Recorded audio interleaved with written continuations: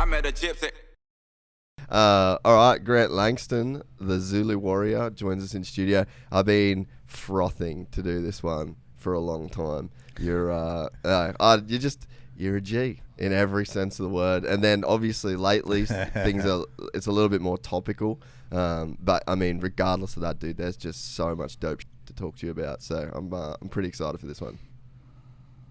Yeah, I'm excited too. I certainly a fan myself. I've been following you for a while, and I love how you spread it around, like your different guests, whether it's a congressman or a fighter or BMXer. It's been cool, and it's truly an honor to be on you.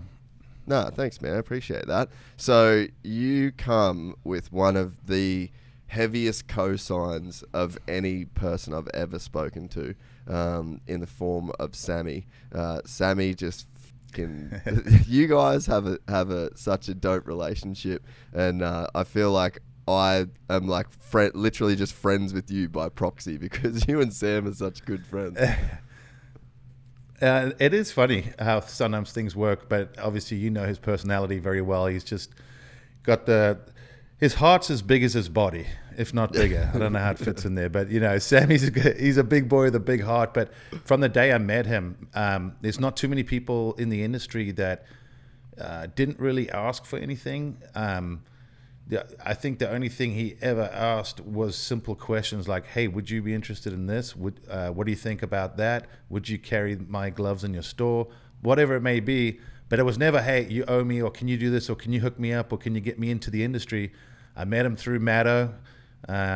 Even though I'm South African, I am surrounded by Aussies. No matter where I go, I feel like we have a similar just upbringing and character and all that. So yeah, I got to meet him, and through that, it's been awesome. That was basically what opened the door for me to do the announcing at AusX a few years. We carried the product in the store. Me and Matto have always been good mates, and you know, I know with COVID, I haven't got to see him or necessarily you or any of the other guys in a little while because of something that's out of our control. But we still talk on the phone, we still chat, we still keep in touch, and nothing but brotherly love. Yeah, no, he is the biggest legend, hands down.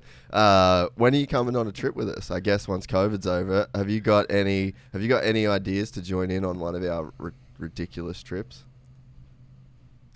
I do. I kind of think it would be kind of sweet to do something in South Africa, or even somewhere southern Africa, because there's so much natural beauty and good area to ride in that, and I just feel like it hasn't really been explored that well. And the few people that do it locally don't get, they don't have the following or the hype or the media. So we could sort of tag along with a cool group of guys and just have a wicked experience. So I'm down for it.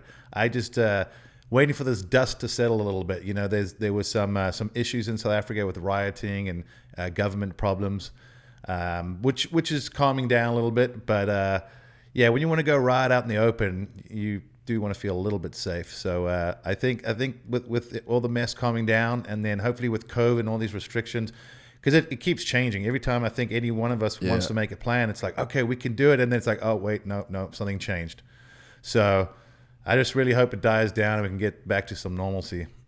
Yeah, man. Nah, I'm so down, and South Africa would be rad. Do you have any ideas what kind of bikes we'd take? Like, what would your ideal trip to South Africa look like? We'd take a small crew, and then we'd take a film crew, and then we'd do something over, I reckon maybe like a 10-day ride type trip. Like, if you got any ideas, would we do like motocross bikes and then like kind of road trip around and hit different tracks and then do some trail stuff, or would we do like adventure bikes? Like, what would be your ideal South Africa trip?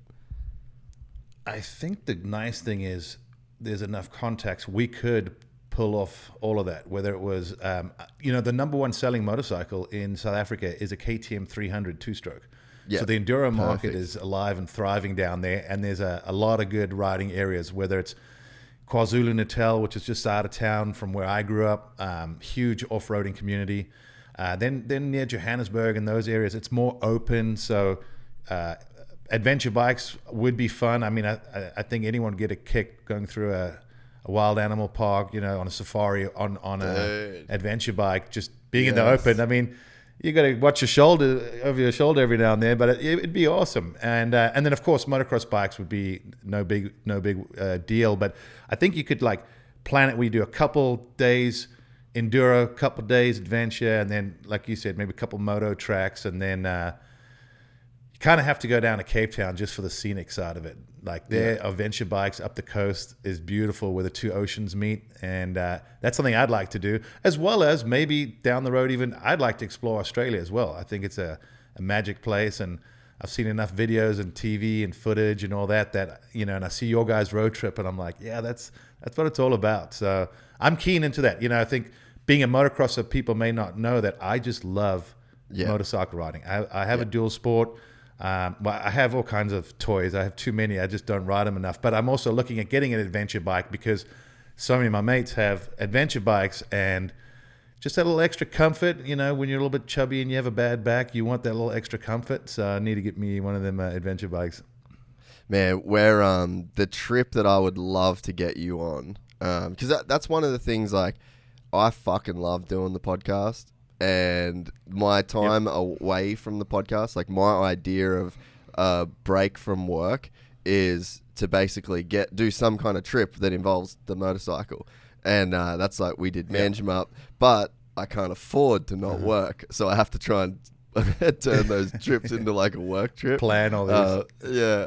So, but one of the trips I would love to get you on and to film it and show the world is 2 years ago, we're actually supposed to be there right now, but COVID kind of fucked all the plans. But we drive to Cairns, which is where I grew up, and it's like northeastern Queensland.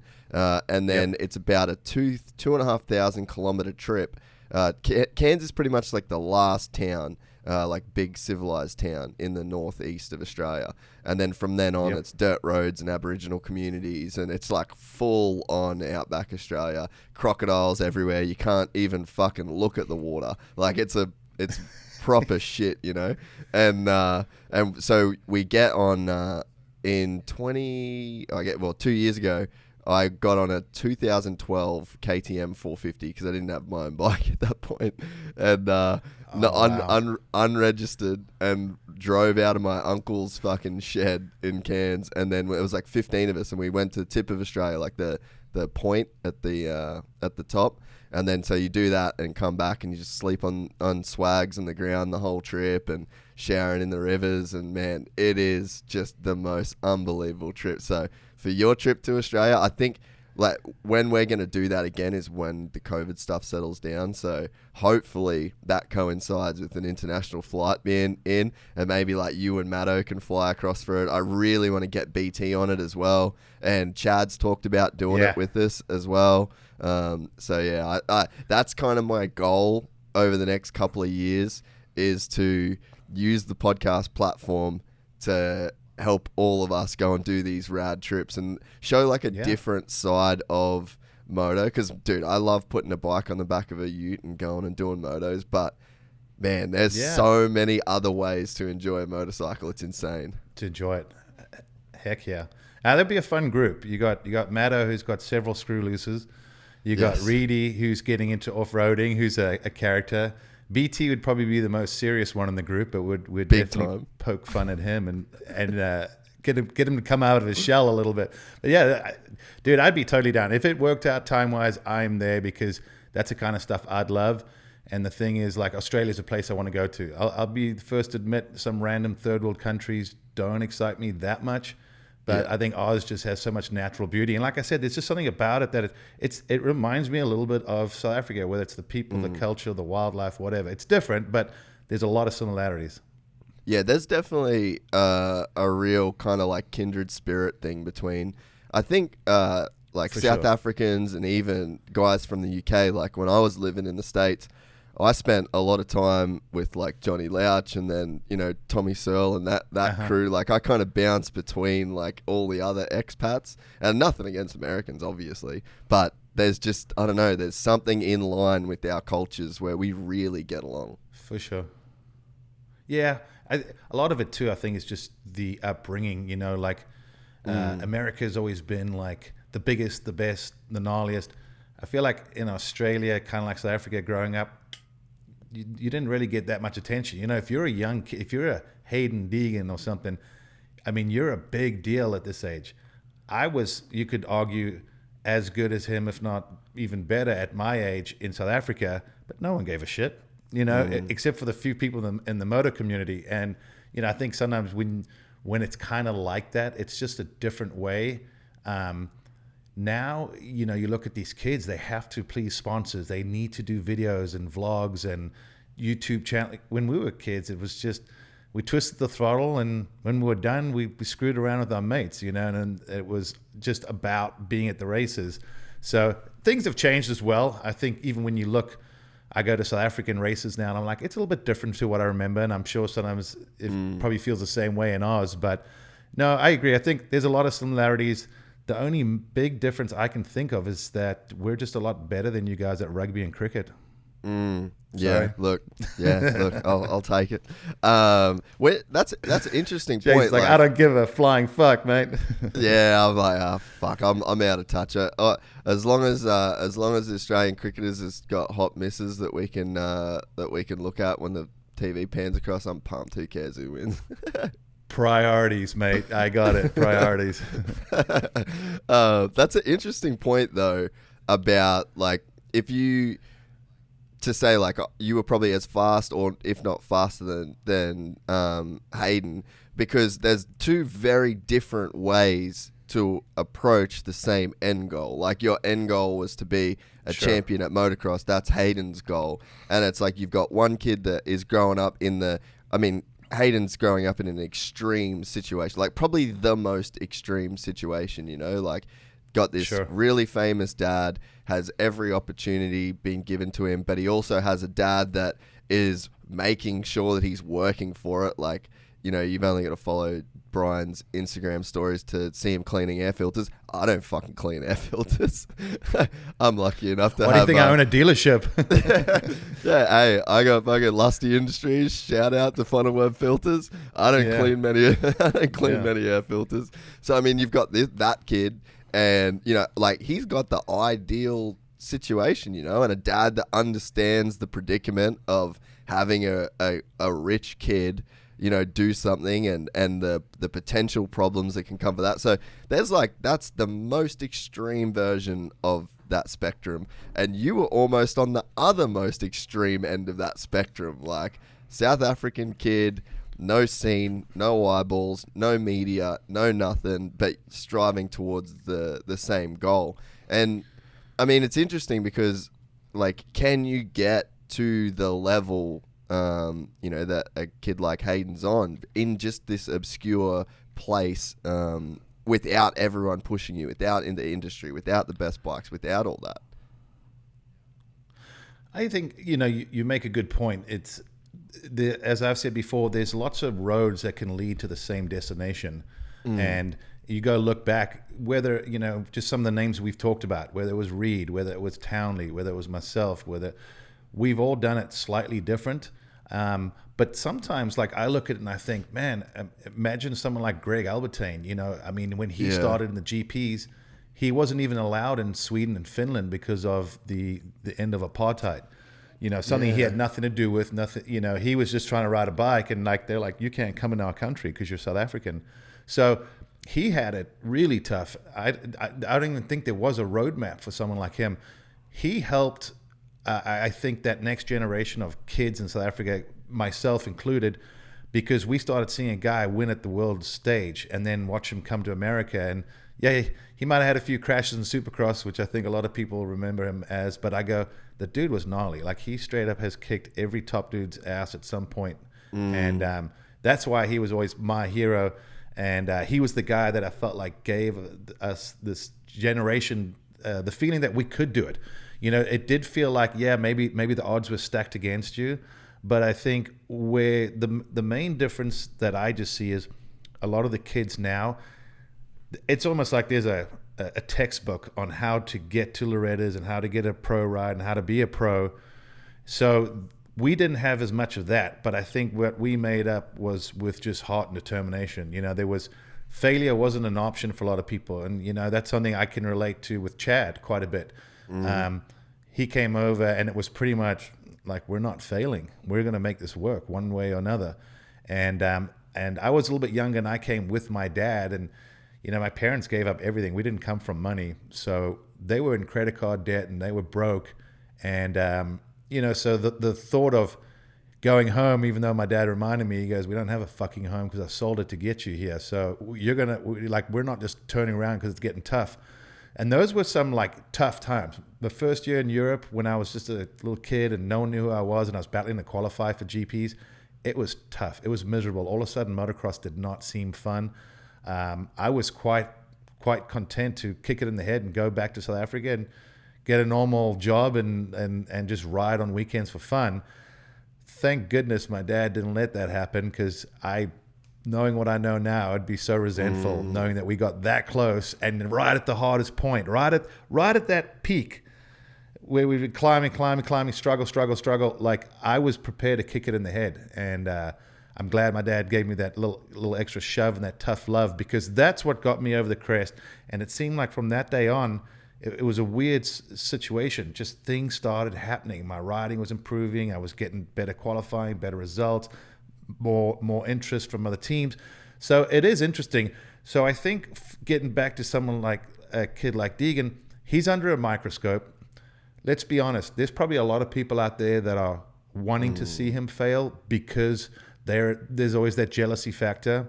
But what I do respect too is, like you said, Brian's doing everything he can, and you know, the family works with a good friend of mine, Caleb Tennant from South Africa, who was like a little brother to me growing up, and I felt like I helped him in the ways that, you know, people need help, like, you know, whether it was how to get your paperwork sorted, where to go, where to live, how to apply for a mortgage, whatever. Like, there's a lot of changes, and I said I had an agent which helped me. But what I see with Caleb, like when he works with them, like he'll even say, hey, you know, there is a lot of hype. There is a lot of, you know, cameramen around and those other things, which, like he says, he's not used to. But he understands how that operates and how that works and how that can benefit, you know, financially, as well as just the attention.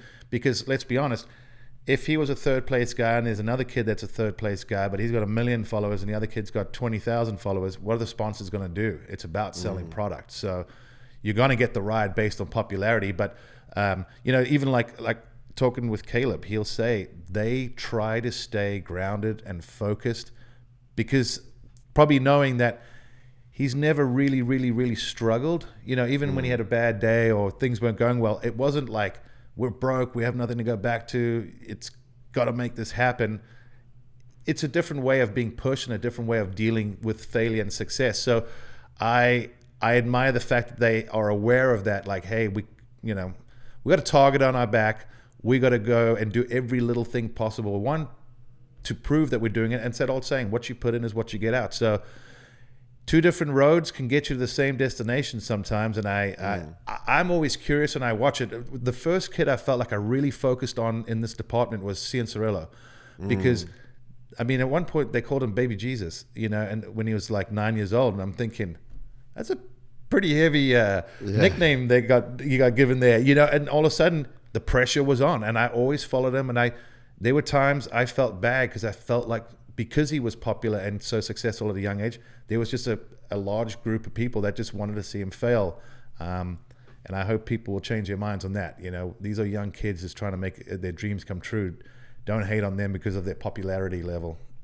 Well, and the thing is that, like, nobody chooses their starting point in life. It's not like, and this is where the term privilege, just across the board, is just such a fucked up term to me. If you use it in the case of like a Hayden Deegan, you're like, well, you know, he's just so privileged, and it's like, all right, man, this is how privilege would work. What he is lucky.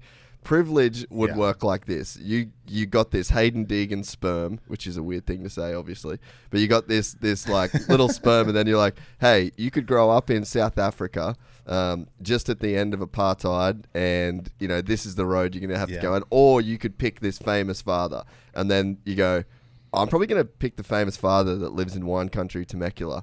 That would be privilege, right? But if you don't get that choice and you just end up there, that's called luck. And then how luck works is if you grow up, if you land as Brian Deegan's son, we'd call that good luck. If you end up as my son with absolutely zero fucking talent on a dirt bike, then that's called bad luck. So it's like people completely lose perspective of this shit. And like to hate on anyone, like you're so right, like a Cincerello or a fucking Austin Faulkner or a Hayden Deegan. It's like, have you guys lost perspective of this thing called fucking luck? Like, how do you blame a kid for where he's born, who he's born? Like, you just got a kid out there that's having a crack. Like, I've never understood that mentality. That's pretty funny. I like that. The good luck and the bad luck. Yeah, but there's some truth to that for sure. Yeah. So, but how do you get, like, when you're, because I think for me in Australia, like I watch the guys, and Ross Beaton, who's Jed Beaton's older brother, he's kind of started this. There's a few dudes actually doing it over here now, but he's got this. It's called Beaton's Pro Formula, and there's a group of dudes that are riding down in Victoria, and it's like fucking brutal conditions, man. Like, I know in America you've got like the Florida brutal conditions. It's like super hot and super humid and the tracks get rough. Yeah. These dudes are on the opposite end of the spectrum. It's like Euro shit. They're like going through this essentially like a European style winter, riding these crazy rough tracks. It's like Regan Duffy, Kyle Webster. There's a whole crew of them down there. And I'm actually starting to see that speed translate. But I think before in Australia, there was just guys that were kind of on their own, doing their own thing, and it just seems like we just couldn't get fast. So for a guy like you, and so now you, like Kyle Webster's, I think he's only lost one moto in the MX2 championship here, fucking murdering everybody. Like he's insane. Like he looks brilliant on a dirt bike. And then Regan Duffy, exactly the same. Like for an 18-year-old kid, like he's a man-child beast, you know? And then, you know, you're sort of starting to like kind of see this group situation where the group gets faster together. But for you, like growing up in South Africa, pretty much like away from the rest of the world, it's like, how do you get fast on your own the way that you guys did? Well, I think to your point, that I think you're hitting the nail on the head. But with those guys riding in a group in brutal conditions, I also believe that there's some downside, like especially like in Southern California, where the tracks are groomed on a daily basis, and sometimes they don't even really get that rough. And I'm a firm believer that, you know, when I've watched some of the greatest of all time, they always had some shithole that they rode at that was just brutal. But it, you know, you had to learn. Your bike never handled on that kind of a track. Maybe it was an old quarry, maybe it was a sand pit, I don't know. But just think of like the toughest stuff. Now you get a group together, so when one guy's having a good day, think about it. If there's two guys and one guy does a 56 and the other guy does a 57, hey, a 56 is a good lap time. Now you double your group and someone comes in with a 55, hey, 55s are doable, you know? It opens everyone's eyes. And because you always think whoever's the fastest, you've probably heard people say, dude, I don't even know if you could go faster on a 250F than that kid. And then he gets beat and you're like, how the hell did that happen? But for me, I think one of the main things was my dad always pushed me up. And then even when I was on like 80s, I ended up just riding and training with guys on 125s. I didn't even ride with guys. And it used to piss a lot of dudes off. You can imagine dads were not happy when their boys out there and some kid on a little mini bike comes and passes them. So I was not the most popular kid growing up in South Africa. It was we had the small group that loved me and a large group that hated me. So, and my dad probably didn't help anything at that point. But even when I was 13, I wasn't very tall or anything, but I was already dabbling on 125. So I just think a matter of, I was always sort of pushed. Like even when I went to 125s, the first race I did was a schoolboy race, and bear in mind there was a little flash flood and just a shortened track and whatever, but I lapped the field. And I remember the dude from Castrol Honda, he was like, man, this is going to be a great season. And my dad's like, we're not riding schoolboy, we're going straight to seniors and pro. Like, and they're like, well, you have to be 16, and I was 14. And my dad's like, well, we'll just apply for special dispensation. And I remember thinking like, whoa, things are moving quick. So I was pushed real quick, and then the minute I got moved up to 125s, I was the most hated guy on the starting line. So I got pushed around pretty good, which is why I think I learned to be an aggressive rider, was because I got slammed. I was not trying to piss anyone off. I was just trying to get around the track and do my thing. And these guys obviously got messages: do not let that little punk beat you. So I got taken out for a while. I even kind of hated being in this. We called it 125 senior because it really wasn't a pro class. And but then by halfway through the season, I was the fastest guy, and I won the final 3 or 4 rounds in a row, pretty dominant fashion. Now I haven't won the title because I was too far back at the beginning of the season. So I was kind of thinking that I would win the title and go to Europe. My dad's like, "We're going to Europe." So I was like, "I haven't even won a title in a couple of years." Nope. You'll get content and you'll lose that forward momentum. We're going to Europe. So Fuck. We did. Once again, got thrown in the deep end. I was 15 years old. Show up at Lommel in the middle of winter. Talk about a fish out of water, dude. I was terrible. I mean, it was so bad. I got lapped twice the second moto. I got lapped the first moto convincingly and lapped twice at a Belgium championship. And I just remember thinking, like someone's like, how do you find half a second or a second? I'm like, how do you find 5 goddamn minutes in a moto? Like, we're not talking small gaps here. We're talking significant. So what do? We just rode in those shitty conditions every freaking day. I hated it. I would dread going to the track, but I went from being completely terrible, and I took sand riding to being one of my strengths. So the whole thing for me is it was sink or swim, and I was able to find a way eventually to stay afloat and just keep progressing. And I don't know if it's a combination of talent. I do believe a lot of grit and determination makes a lot of riders who they are. I think talent only takes you so far. I've seen a lot of kids that I've ridden with that I would tell you hands down have far more natural ability than I do, but I think they lacked in other areas, which was probably because they didn't come from South Africa with no money and no direction. You're still super close with your dad. You guys are in business together. How do you manage that relationship with your dad and not think your dad's a fuckwit when he's doing all that shit to you? Well, that's certainly crossed my mind several times. No, we definitely, I mean, we've butt heads even when it comes to business. We have employees, and we'll be in a meeting, and I swear it's like they're watching a tennis match. They just, what's Gerald going to say? What's Grant going to say? Oh, and we'll go at it, and people are like, "Oh, dude, they're so pissed at each other." And then at the end of the day, he's like, "Hey, you want to grab a beer?" Yeah. We're going to have a beer and shoot the shit and move on. So I think he was raised in a bit of a strict household, and he's always handled things his way. And I think I've been able to channel that stuff. And I know some kids get a little resentful towards their parents when they push so hard, but I always reminded myself from a young age, I asked for this. I wanted to go to Europe. I told him I want to be a world champion. I want to follow in Albertin's footsteps. I want to go to Europe, try and win a world title, and then go to the US. And I just knew I always was going to end up in America. So I knew I was going to have to learn Supercross and, just make the jump, do all these other things. So, I can't be mad at a guy when I said, I'm prepared to put it all out on the table. He made sure I put it all out the table 24/7. So, it was tough at times, but I always knew deep down it was because he wanted the best for me. Yeah, and I guess there's probably, for like your dad to pull it off, there's probably had to be some like real genuine shit in his heart as well towards it too, and like really like wanting it for the right reasons. Because I mean, I see a lot of people that, I mean, even like not even just parents, like there's guys that are just like friends of riders and they like trying to help them achieve their goals, and then it like sours the milk in a way because they sort of want it more for themselves than they want it for their kid. So I feel like there must have been, like with Gerald, there must have been some like real balance and perspective there, and not kind of wanting the glory for himself in a way, because that's the shit that fucks it up, I reckon.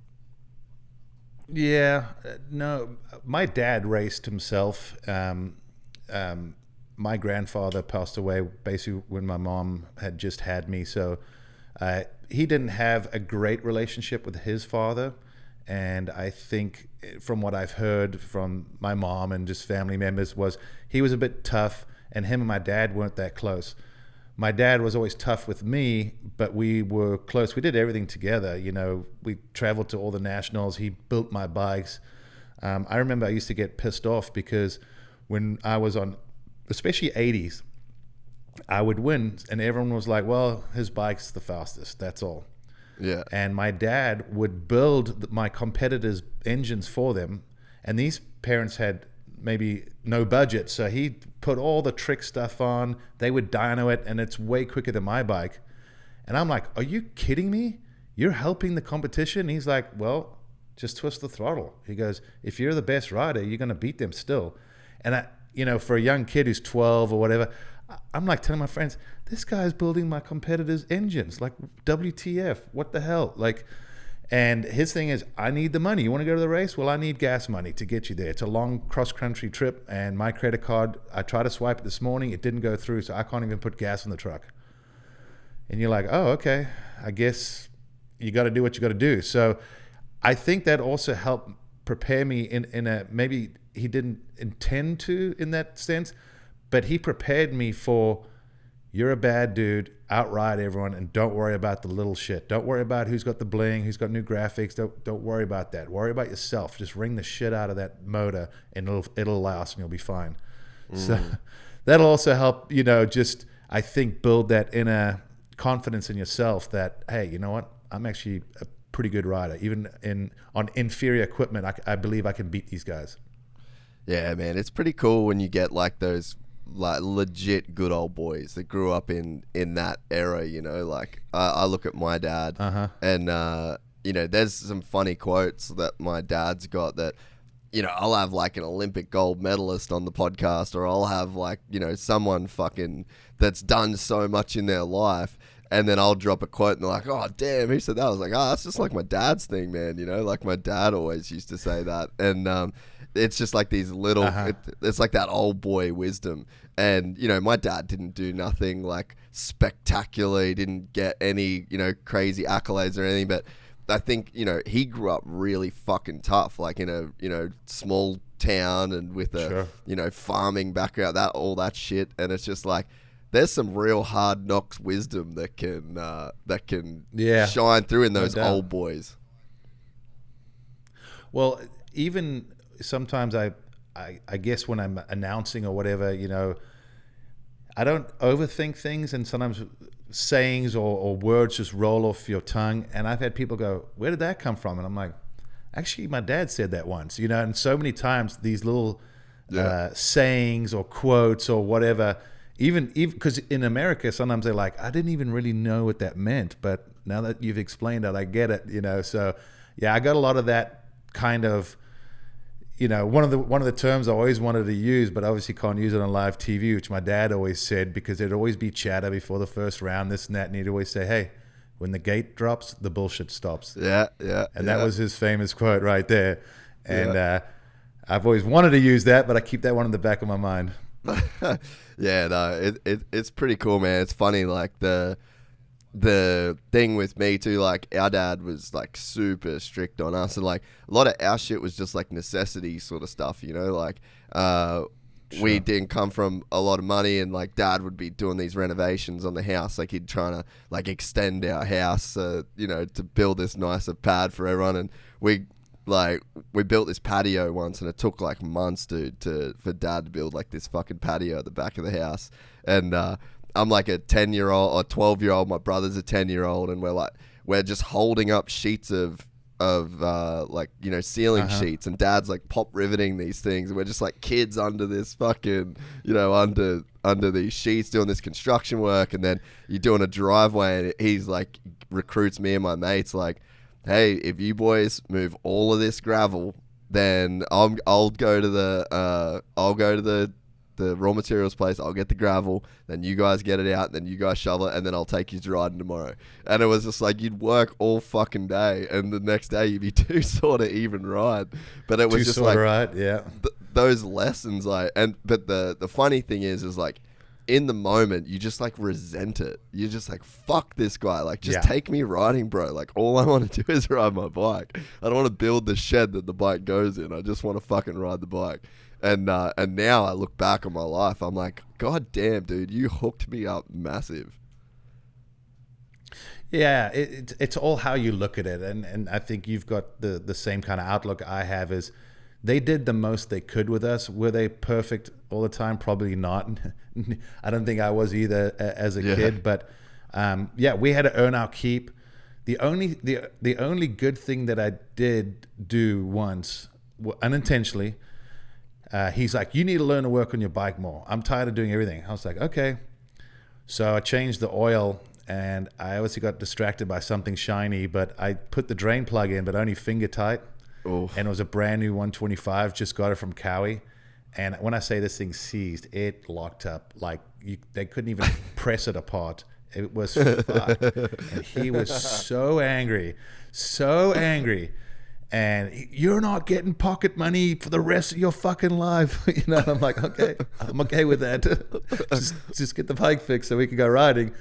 And so all I was ever allowed to do is wash it and air filters. And even air filter, like I couldn't put the seat on until he checked it was placed properly and all that. But it all comes back to, like you said, I had to do chores. I had to recruit my mates and go, hey, we want to have a sleepover? Yeah. Oh, by the way, guess what we're doing in the morning?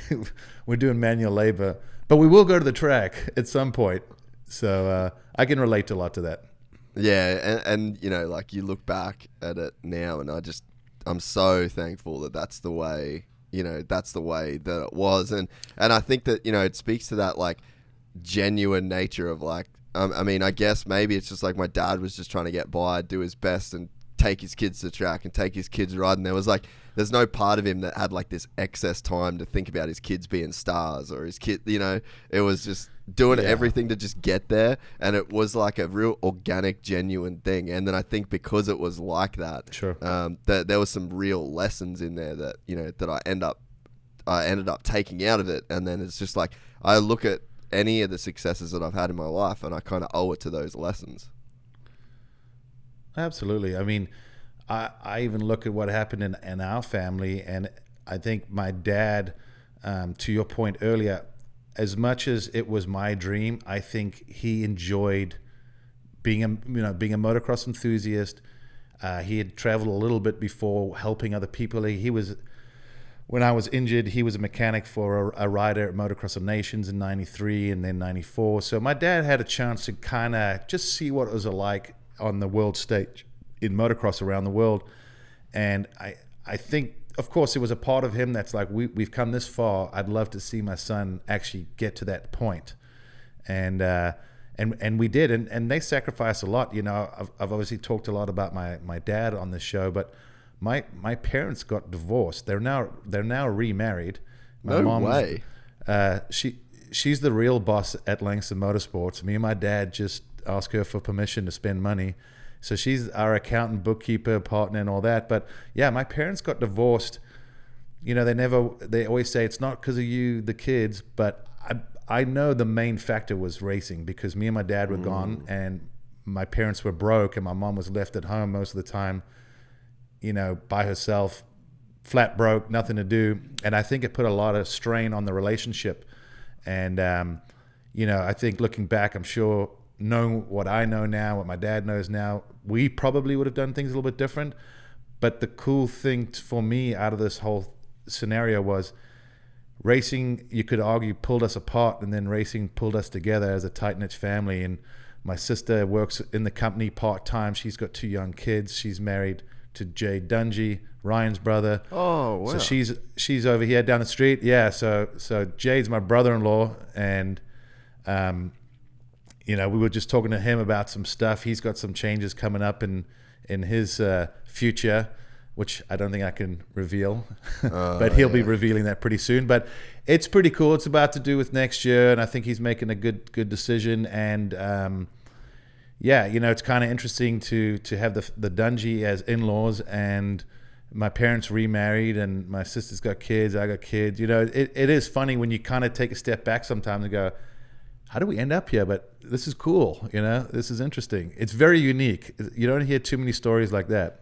Nah, man, that's crazy to think that they come together and got remarried. When did that happen to where that, or like what was the thing that brought them back together?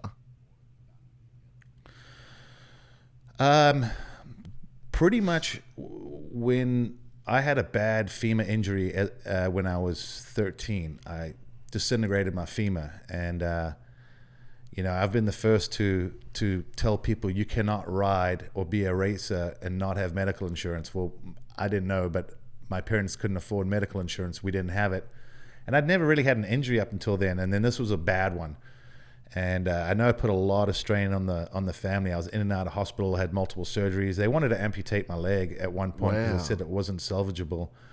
Yeah, it imploded. And they were basically saying it's shrapnel. There's nothing to pin or plate. It's just all floating shrapnel, So after several surgeries, I think 3 surgeries, and like 2 plates, a rod, and 38 screws, and a bone graft. They took bone from my hip.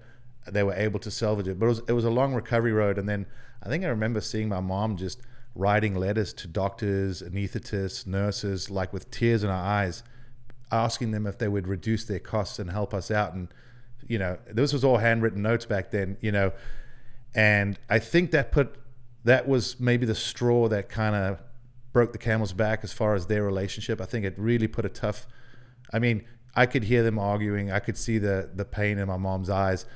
And it wasn't long after that, probably within a year, they decided to separate and get divorced. And then it was only about a year after that me and my dad went to Europe. And it got to a point where my mom was in a pharmaceutical company, and she put in a application for a job transfer.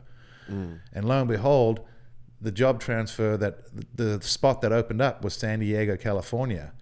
And I remember talking to my mom, and she's like, hey, you're in Europe with your dad, so I don't really get to see you. I want to do something different for your sister and myself. She goes, I have an opportunity to go to America. If I move there, would you come visit? And I said, hell yeah. I said, lo and behold, this little cocky kid has a plan. Next year, I'm going to kick everyone's ass in Europe, and then I'm heading to America. So at the end of 99, I came to America, visited with my mom. My dad came with me.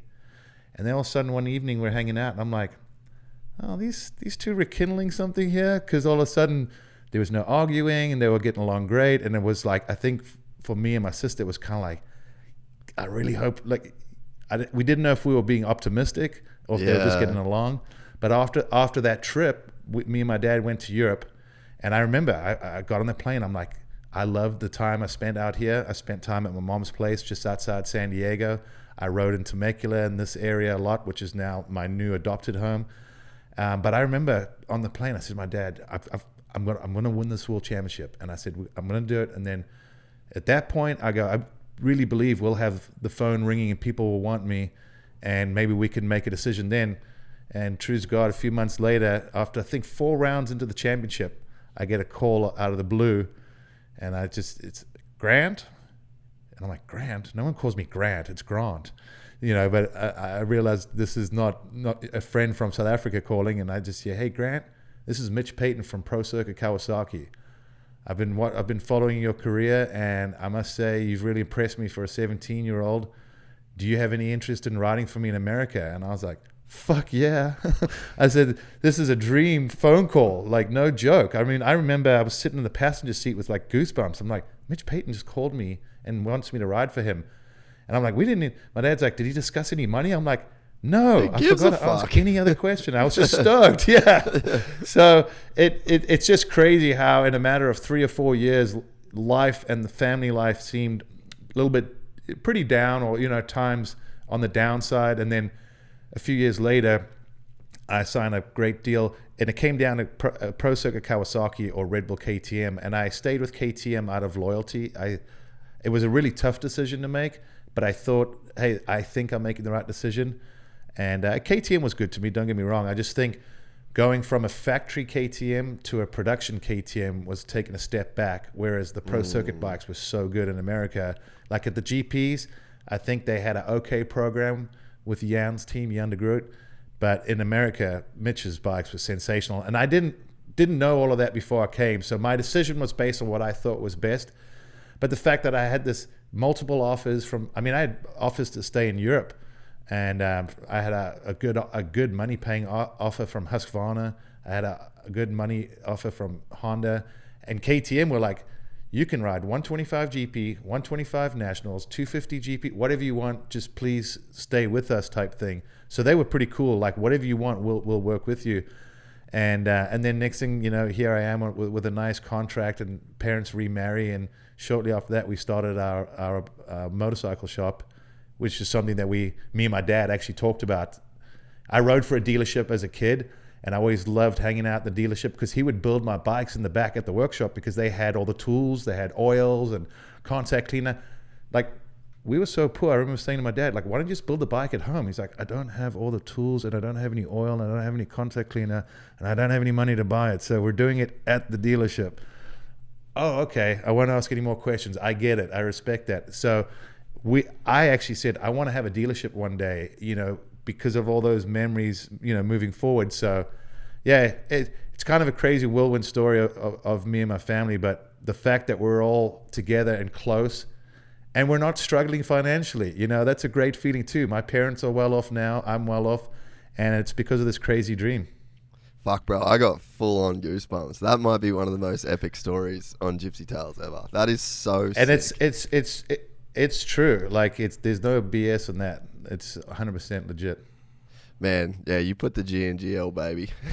Man, I appreciate that. Yeah. Well, it takes a crazy family to do it with you. I couldn't have done it on a one-man journey. That's why at times I have said this to people. I respect the shit out of the Reeds that two teenagers that were sweethearts in high school packed their bags and did what they did. I don't know if people can. I feel like I can relate more than most, but that whole thing too, it's pretty remarkable. Yeah, man. Like, no one. I mean, I know stuff through like, there was actually 40 minutes of the podcast with Chad that we cut out, and I haven't really spoke about it. But I believe it. There's a bunch of stuff that in the end, like, I spoke to Chad and I was like, oh, like, what do you think? Like, do you want to keep this in, take it out? So we took it out. People don't even know. Like, people know a little bit, but people don't know how hard that was for Chad, and the fallout. Oh, for sure. You would know because you guys are personal friends, but like, it is absolutely remarkable that Chad and Ellie were able to do what they did and create the life that they did. And it's the same on your end, like, to have that pressure of a family breaking up. And as a kid, I'm sure for you it's like, fuck the motocross. Like, if we could just have like a cool, happy family and like not struggle financially and like live together, it's like, fuck the motocross, and I'm sure that there's like probably a huge part of Chad that there was like similar feelings, maybe, in a way, like, obviously not speaking for him, but like, for it to work out the way that it did on your end, like, man, I had no idea. That is an absolutely incredible story. Yeah, it's as I say, it's very unique, and I think it speaks to obviously where I came from and the route that we did it, and the guy that's the most similar age that also lived on one continent, moved to another continent, did very well, and then moved to another continent. There's not a lot of people that have had that kind of world experience at that age, and the fact that they had that drive and motivation. And I remember even being at OzX. We were at the bar after the race one of the evenings, and I remember even chatting with Chad's parents, from them directly, because a lot of the information I got, was through Chad and that. Yeah. And you could tell that there was some probably tough times in the family and that. But what I thought was really cool was that they were all there and able to hang out, and you could see the love from the parents to the kid to the parents. And I even said to Chad, I said, are you guys good? And he mentioned, it's been a bit of an up and down situation at times, but he goes, I feel like we're mending things. And I'm like, life's too short to hold on to grudges. And I go, it is easy for us. I'm guilty of it. I'm sure we could all say at some point we've had to learn to just let the little stuff go, because you hold that up, man, you'll just never be comfortable with either what you accomplished. Because even for me, there's times I'm like, people go, man, you accomplished a lot. I'm like, I'm not a 450 Supercross champ. That's my way of looking at it. And everyone's like, yeah, but you won everything else. I'm like, yeah, but I didn't win that. So it's also that outlook. Nothing goes according to. I've also said this before. Make a plan, and life will not go accordingly. It'll definitely just go. If here's your plan, I feel like you're bouncing left and right of center all the time. But at least you have something to look forward to. But if you think your life's going to go according to this little notepad you wrote out on how you're going to do everything and at what time frame, good luck. You better learn to adjust very quick. Man, I completely agree, and I think that as soon as I accepted, like, that was one of the things, like, growing up kind of poor, that I wish that I could go back. I mean, obviously I can't, and I'm fine now. But I would love to see how much better my life could have been if I let go of that as a kid. And it's like, and to have the perspective that, like, there's so, like, literally, like, millions and millions and millions and millions and millions of people worse off than what I was, But, like, when you're in that mode, and then you're like absolutely stuck in that, and yeah, it definitely affected me. But I think it pushed me onto, where I am now. But I think, dude, there was just a point where I just accepted that life is supposed to be so fucking hard. Like, the thought of anything otherwise, like, and to go back to Hayden Deegan, you might think that the red carpet has been rolled out for that kid. It still would be so fucking hard to be him. Like, if you get transplanted into anyone's body anywhere, dude, it is so hard to be a person navigating exactly what you said. There's plans that you've got for your life, and then, you've got this random chance that comes and just interrupts things, and then you get given this given this way that you can respond to something, and you're kind of not even in control of that. Like, the way you respond to something is basically predicated on, like, how you've responded to everything else in your life, So it's just like, I think that the minute you can really accept that life is super fucking hard, and you just got to embrace the struggle, and then I think as well, like, purposely put yourself in struggle, because the only way that you can get good at overcoming struggle is practice, essentially, So if you have this 100%. Aversion to struggle, then you literally cannot grow. So you've got to put yourself, like, in that those fucked up situations as much as you can within reason, But I think, for me, like, mine's jiu-jitsu. Like, I go there, tonight I'm really sore, I'm struggling with my shoulders, like, I know I'm gonna get beat to shit, and it's like, that sucks. But you just gotta go and do it. I'm signed up, so I'm going. But I paid the membership. But I think that as soon as you can really embrace the struggle, your life can be fucking pretty beautiful as a result of it. I personally believe that the having some of those struggles at a younger age helps build the character and helps you overcome it sooner. I almost feel like if parents or just youngsters, your mindset or the way we like to handle things in life is, let's avoid what's difficult, or let's take the easy route, and then later on in life, those people tend to have the big struggles, whether it's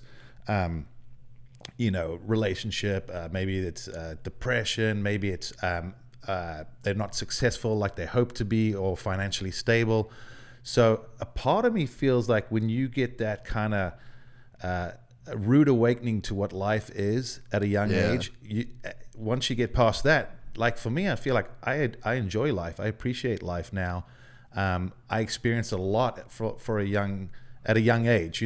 By 21, I'd traveled the world. And was making good money, and just it's not a normal thing for a normal human being. It is a pretty rare situation, and again, glad that my family always kept me grounded, because their big thing is we don't want to raise a little cocky shit. So anytime they thought maybe I was getting a little out of line, I got the reins pulled in pretty hard. Even when I was like, dude, I was not even that big a deal, Dad. He'd just be like, well, I don't like that attitude. I'm like, jeez, I didn't even say anything, and so going through that earlier, now you look back, you're like, okay, it makes sense. We subconsciously, we want to avoid anything that's difficult and take the path of least resistance. And I think that'll catch up with you eventually. I didn't know it at the time, but my life kind of went the other way around, where it was my toughest times were actually as a teenager. And it wasn't because I was being bullied at school or, I was kind of one of the cool kids at school, because even at school, in South Africa where motocross is not big, it's still a cool sport. So, it was more just from, family struggles, financial issues, just going from, actually as a teenager, I went from South Africa to Belgium to Holland to America. So 4 countries in like 5 years. So it was a lot of huge changes and adjusting, but at the same time, as I'm traveling, I'm like, Europe's cool and it's a beautiful place to visit, but I was like, it's just not for me. It's not that kind of lifestyle. Like I've said it before, I think besides America, Australia would probably be my second choice because of everything I've mentioned. I've traveled, I know the people, I know the culture, I know kind of what I'd be getting into, and I know that I'd be happy with that. Yeah. No, definitely. I definitely know what you're saying. So with you get that contract, right? So there's a couple things I want to kind of talk about there. But you get that contract in the US, and it's a decent paying deal. How do you deal with the money situation, with knowing that your parents have put in so much money? Because that's something that fucks up so many relationships. It's something that I've never spoke to someone about directly, but I feel like you're open enough to talk about that shit. Like, you get that first big contract. How when you're a kid essentially, and you've been given that much money, knowing everything that your parents did, how did you approach that situation? Had you and your dad ever spoke about it, or was it like, how does that work? We did. And I think that's obviously an important part of it. A lot of times I think when you see families where you get these monetary issues, it was because no one was open or discussed it. And dad might be thinking this way and son's thinking that way, or however it goes. And now all of a sudden there's an elephant in the room. Issue. Exactly. And no one wants to talk about it. I think generally speaking, maybe that's changing a little bit. But, I knew that my parents, when I came over, my mom was already here. It was me and my dad, and my uncle Andrew came over as well, my dad's younger brother. He ended up being my mechanic. So my dad was kind of like a guardian, an agent, a father, all this kind of stuff. And so when I came to America, I was still a little bit nervous because when I signed my contract, I was 17. When I got here, I just turned 18. But at least for me, I know other guys would go, I would have probably not needed my parents around, but I felt like I needed some help and guidance. Just it can be a little overwhelming when you're a kid dealing with grown men all the time. You can almost feel potentially a little bit bullied or uncertain of upsetting the apple cart, or you don't want to say the wrong thing, but you want to tell them the bike needs to be better. So he was able to help me with that. And then also too, I'm not the bad guy, it's him. So sometimes when you hear, oh, his dad's an asshole, it's kind of like, yeah, no, I know that's his job, kind of, is to be the asshole, so it doesn't fall on someone else. But I had structured a deal where my dad was on my payroll, and I remember it was for the first year, and then we were talking, and he was the one that said, here's my thought. You're starting to make pretty good money. He goes, I know you'll blow it if I let you. And he said, what about investing in, we talked about a bike shop, whatever. And he said, that way you're not having to physically pay me to hang around. I can get on my own 2 feet and earn my own living and build something that we have that you will take over and have your retirement basically be here. And I said, let's do it. Like, let's start, and of course I'm like, where the fuck do we start? Dad, I need you now, start a business. Let's do this. So there again, I was focused on racing, and, him and my mom started working on the plans and the location and all that. And we just did it as a team, and we built it from, just a little mom and pop shop near Elsinore track to a multi-line dealership that's a little further away, but next to the freeway. And it's pretty cool. I mean, even today I was in the shop. I'm like, we have so much product in here. It's unbelievable. Like, we went a little ham during the COVID. When other people were getting nervous and closing and canceling orders, I saw this spike, and I'm like, I think we need to pony up and hit this head on. Wow. And we did, and we had a sensational last, I would say at least a year where it was just crazy, and a lot of people ran out of product and that, and we were at the right place, right time. So it's cool. My parents are building their dream retirement house at the moment up on the hill, and they're probably going to phase out, and I'll run it for a while, and then who knows after that? If they're out and I'm bored, maybe I'll look for something different. But at the moment, we've got this good family working relationship, and through all of it, I'm still impressed that we've been able to keep it nice and clean. That's sensational, dude. Like, to do what you guys have done as a family. Like, honestly, I knew bits and pieces of the story, but not this detail. Like, it is fucking unreal. Yeah, and the thing is, where I'm glad is everything was kind of talked about in advance. So, I know, like, some people are like, yeah, well, like, I've heard some kids say, yeah, my parents took my money. And I'm like, yeah, but I know your parents mortgaged the house and this and that. Were you prepared to help them? Well, and they kind of look like, yeah, but it's my money. I go, I agree. And fair enough. That's your opinion. It is your money. But my thing was, I knew from the evenings when my parents were, arguing over financial issues and racing, what they went through and where they came from. So there was never any resentment to help my parents out either. And I think sometimes for kids, they get so used to this. It's because you don't realize it as a racer, but we're actually all become pretty selfish, because you get to a point where you're paid a lot of money and there's a team of people running around after you, and some of them are kissing your ass.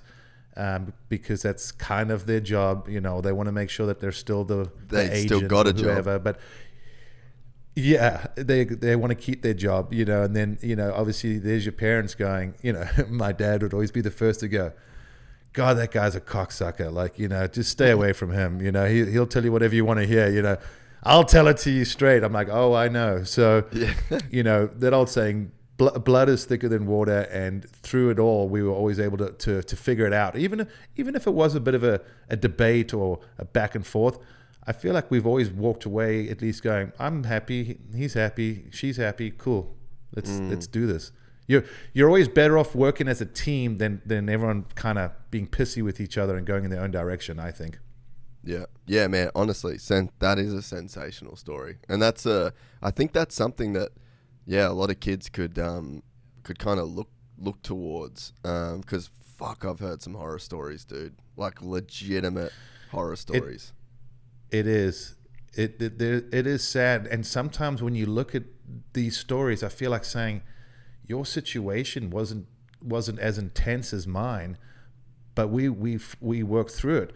I've seen it where people, it gets to a point where there's so much like animosity, no one can even sit down and have a cordial conversation. It just turns into, what?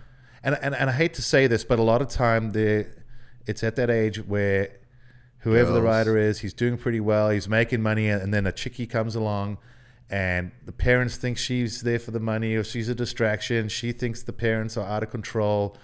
He's getting his first, little something on the side, he's just stoked. So mom and dad get kind of shunned a little bit more, and then you kind of see a few years later it does full Circles circle. back, But yeah. a lot of times the damage is done already, though. That's been the problem. Blood is thicker than water, 100%. And it would be, and I know that there's a couple of cases where like parents really fucked over their kid. But for the most part, you're right. Like it sort of ends up circling back. When you started to make like good money, when you go from being poor to being rich, like what's that feel like? To be honest, I'm kind of probably glad I had my parents around, because I think I would have blown a lot of it. You know, I'll be the first to admit, coming from no money and then just walking up to a dealership and going, I could buy any car in here. Oh, I could buy two if I wanted to. It's a weird feeling, to be honest. Like, it seems a little surreal at times. And I had to also realize, hey, the checks are rolling in nice every month, but I wasn't putting a whole lot away. I was buying a house, furniture, car or truck, then a car, then some toys. And then, you know, so it was probably a good thing having my parents saying, hey, listen, you've built up a nice little establishment here. If you just keep going down that road, you're gonna wake up and really regret it. So they also helped me, kind of just to be a little level-headed, because coming from no money, it was I think very easy even for other people, because you almost lose the value of a dollar. When you're a kid and you're counting your pennies, it's one thing. Then all of a sudden, you just go look at your bank account and you're like, oh yeah, there's another 75 grand. Yeah, the check cleared this month. What are we going to do? Rather than, it'd be better just to not even look at your bank account and just have someone funnel some of that money away from you. Just let you live on what you need, because like I said, you could live very comfortably in America on 150 grand, very comfortably.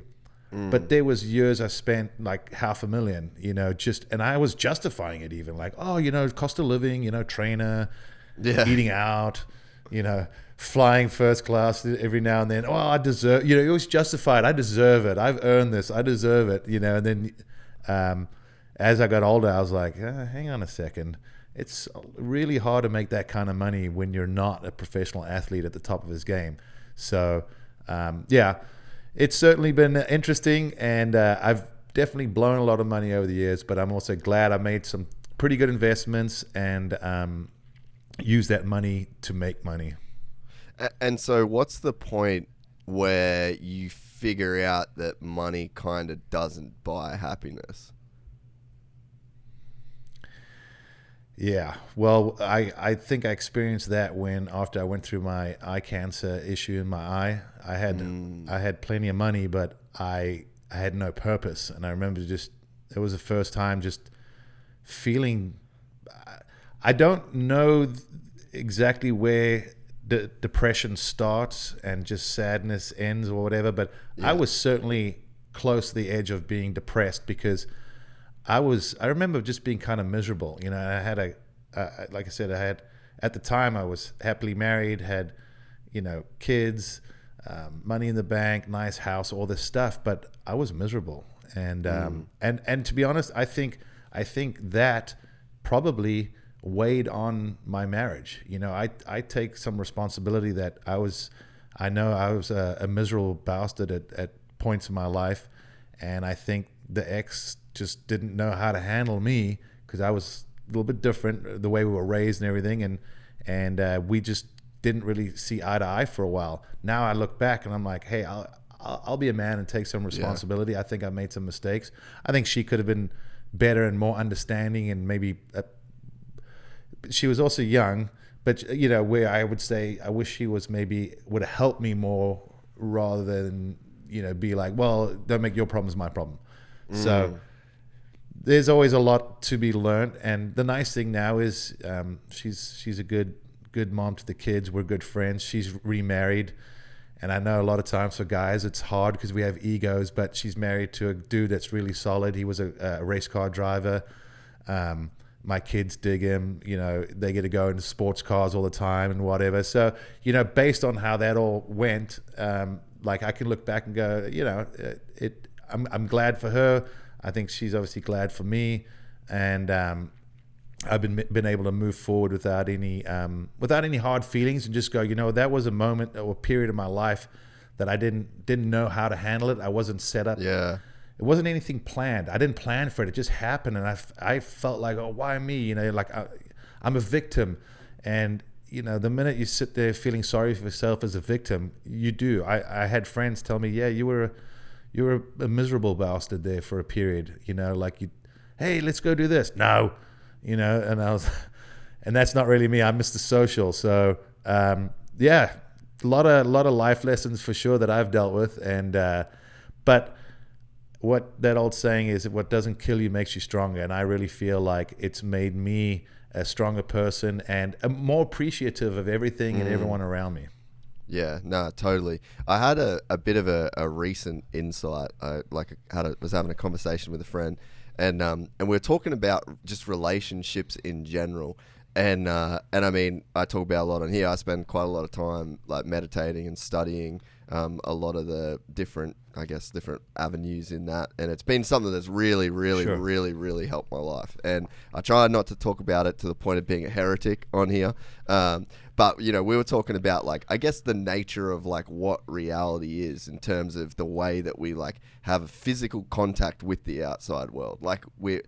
If you think about, what we actually are, it's a brain inside a vat. It's like a brain in a tub of our skull. We're not directly interfacing with reality in the way that I think we are most of the time. I think we take it for granted that it's I'm just looking out a window in my head. It's well, it's not really a window in your head. There's light that's hitting these 4 photoreceptors that are at the back of your eyeball, and Sure. then that then is turned into this internal projection. Then you've got hearing and you've got smell, and it's these 5 senses amalgamate and create your reality, and then you add the internal thoughts inside Sure. that, and the moods, and all of the contents of that conscious experience. And so we were kind of talking about it, and it was you kind of build your own reality. And then if you talk to somebody, if we talk about, you talk about South Africa, for example, I've never been there, right? So there's this whole reality inside your head that I just don't have access to. I have no appreciation Sure. for it.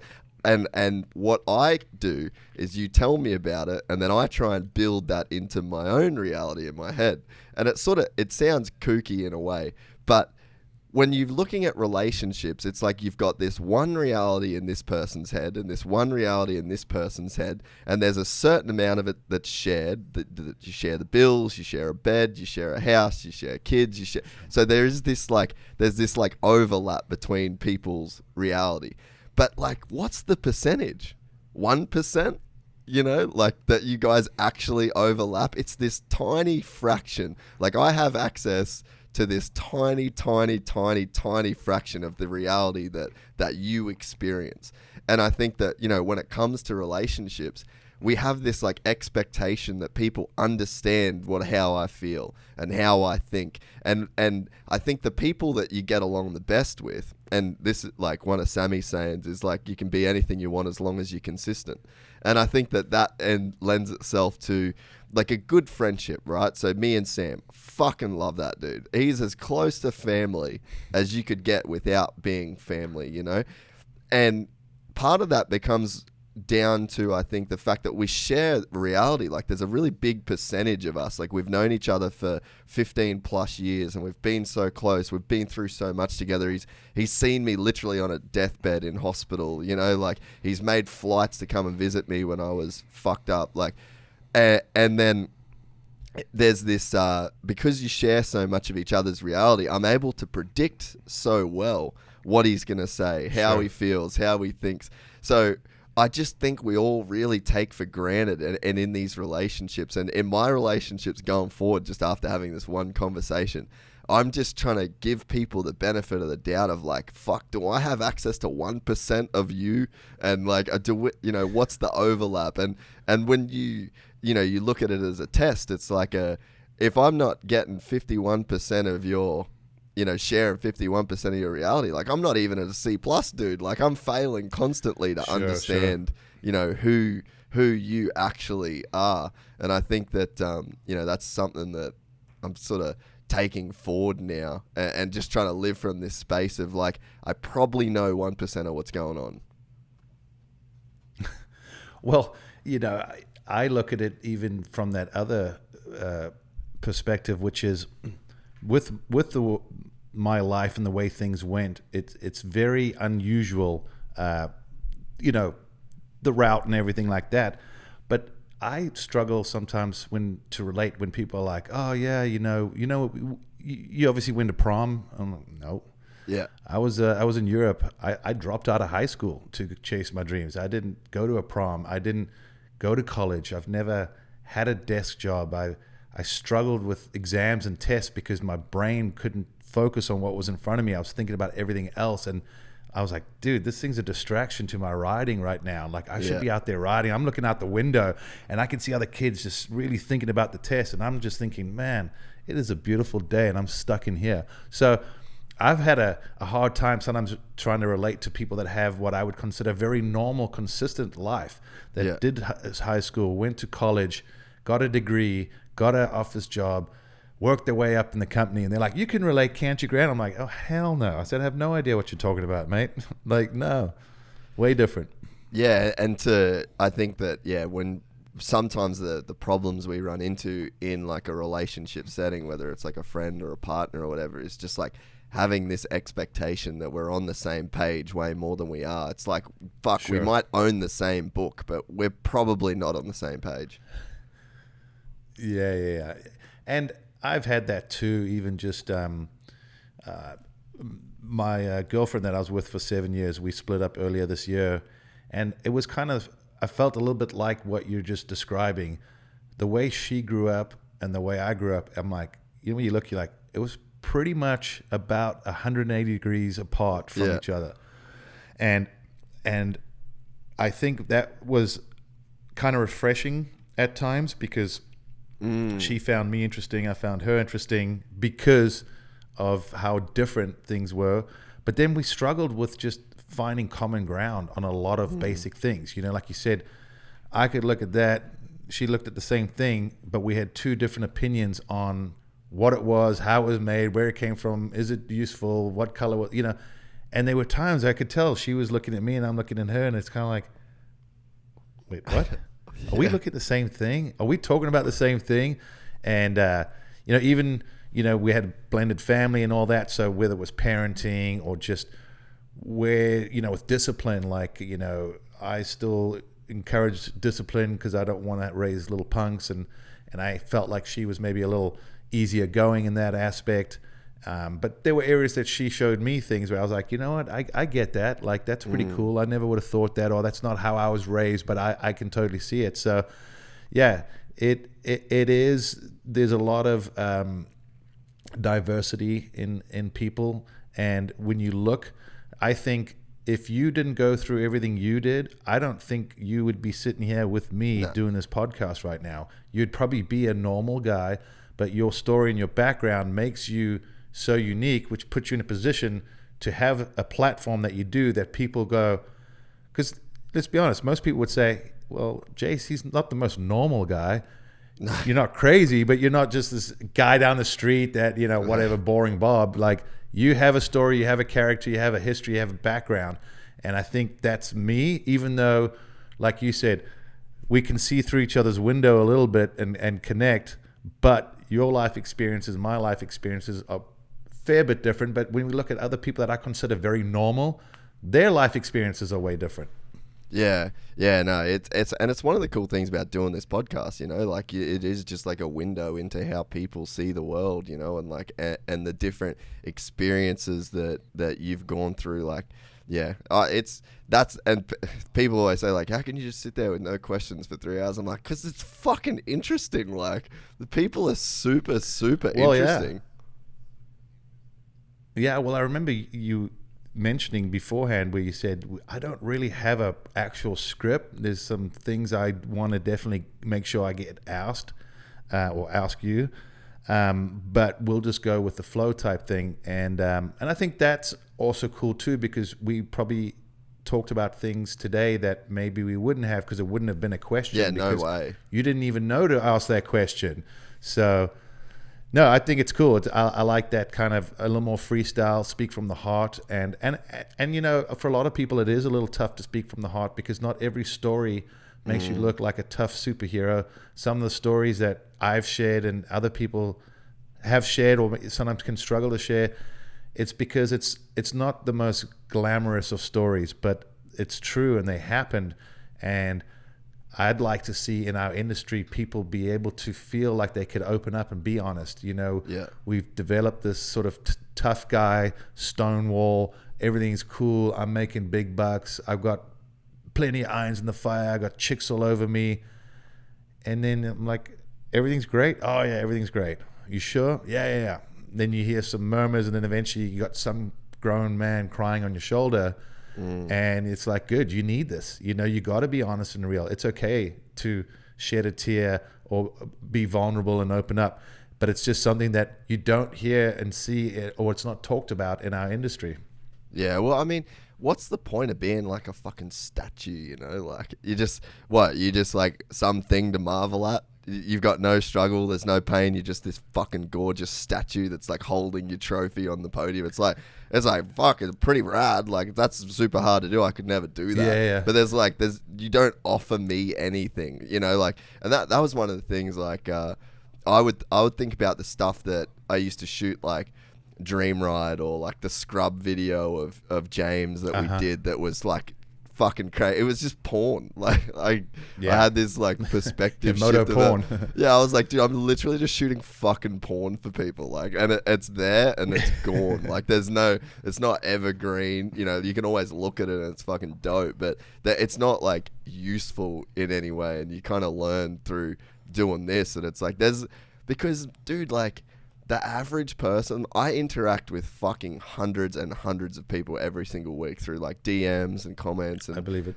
Man, people fucking struggle because of what we said. Like, life is super fucking hard. And the other thing, man, that I've learned through this as well, and you guys would do, you know, the podcast stuff you've done with Ping and Whiskey Throttle as well. Like, there's a lot of people out there, and I know that I am so blessed in my life to have come into contact with so many great people, and I've been lucky enough that I've been able to be friends with those people and like genuinely like stay connected with people and have these great relationships with like badass motherfuckers that I can always sort of turn to somebody that is greater than me in terms of things they've accomplished, or, you know, things that, you know, whether it's like financial, whether it's just straight like fucking being a savage. Like, I can pull from so many different people, and I think that if you're a person that, you know, you grow up in like a shitty neighborhood and you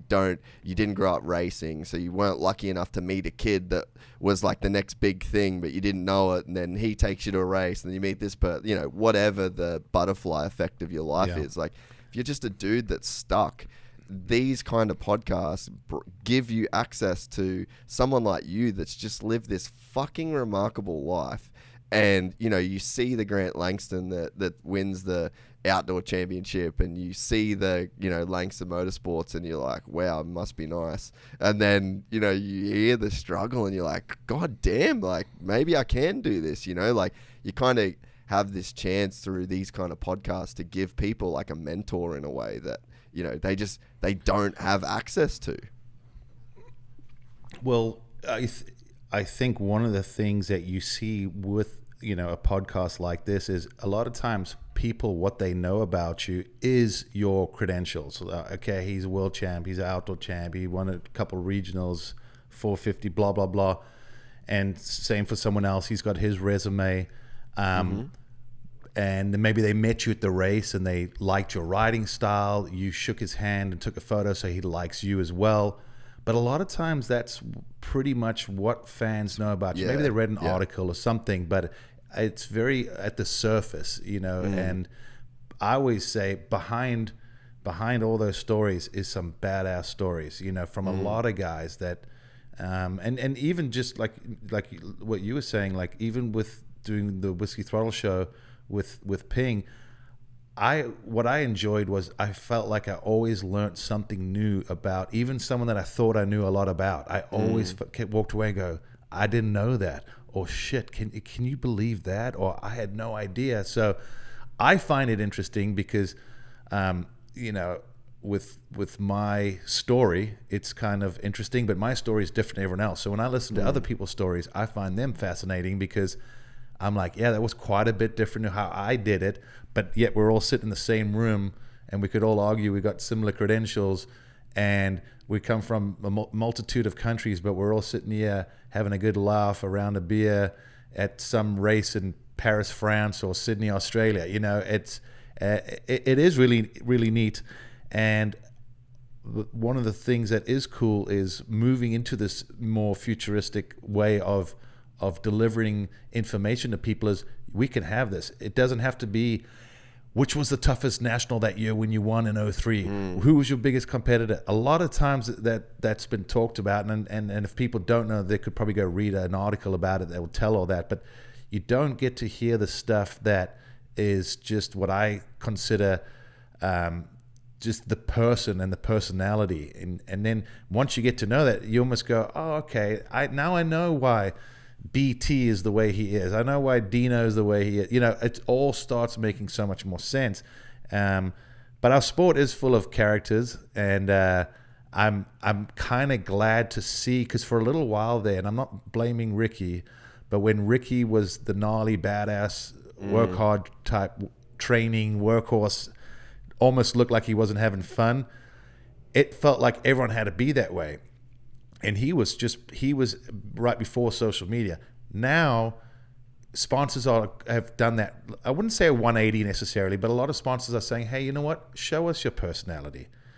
Hey, you know what, Jet? You're not polished, but we like the fact that you say whatever the hell you want on the podium. It's not scripted. It's from the heart. It seems sincere. He says it with a smile on his face. And people are like, oh, I love that kid. I'm like, he is. He's very likable. But I almost feel like a few years ago, there were other personalities very similar maybe. But if you were acting like you're having fun and you eat donuts, boy, you better fucking win every race. Otherwise, you're going to get crucified, So we're seeing that. Like I see now Bosch is doing his videos. I mean, I know Dino's always been on that. But you're starting to see the personalities. And then people are going, I really like that guy. Not just because of his results or because of his style. It's like, I like that guy. And I want to see more of it, because when the athletes do it, I think it really is them trying to let people kind of get a glimpse of who they are. Because I do chuckle sometimes. I've seen it with people in one day. They have a Facebook post and it's like, yeah, this sucks, city sucks, politics, whatever. An hour later on Instagram, life is fucking amazing, best family ever, hottest boyfriend ever, couldn't be happier, #blessed. Then you go to Twitter and it's like, guy cut me off, ran out of gas, I need to get my car insured, blah, blah, blah. And you're like, who the hell are you? This all happened in 2 hours. Make up your mind. It doesn't seem that sincere. It just seems like people want to just put something out that they think people would want to hear from them. That's my 2 cents. Man, you're so right. And I think that a couple things have to happen. And I mean, it's definitely like kind of a choice that I've made in terms of this podcast. Like, I don't give a fuck about results. Like, I ain't doing the results thing. Like, there's other people that can care about results. That ain't going to be me.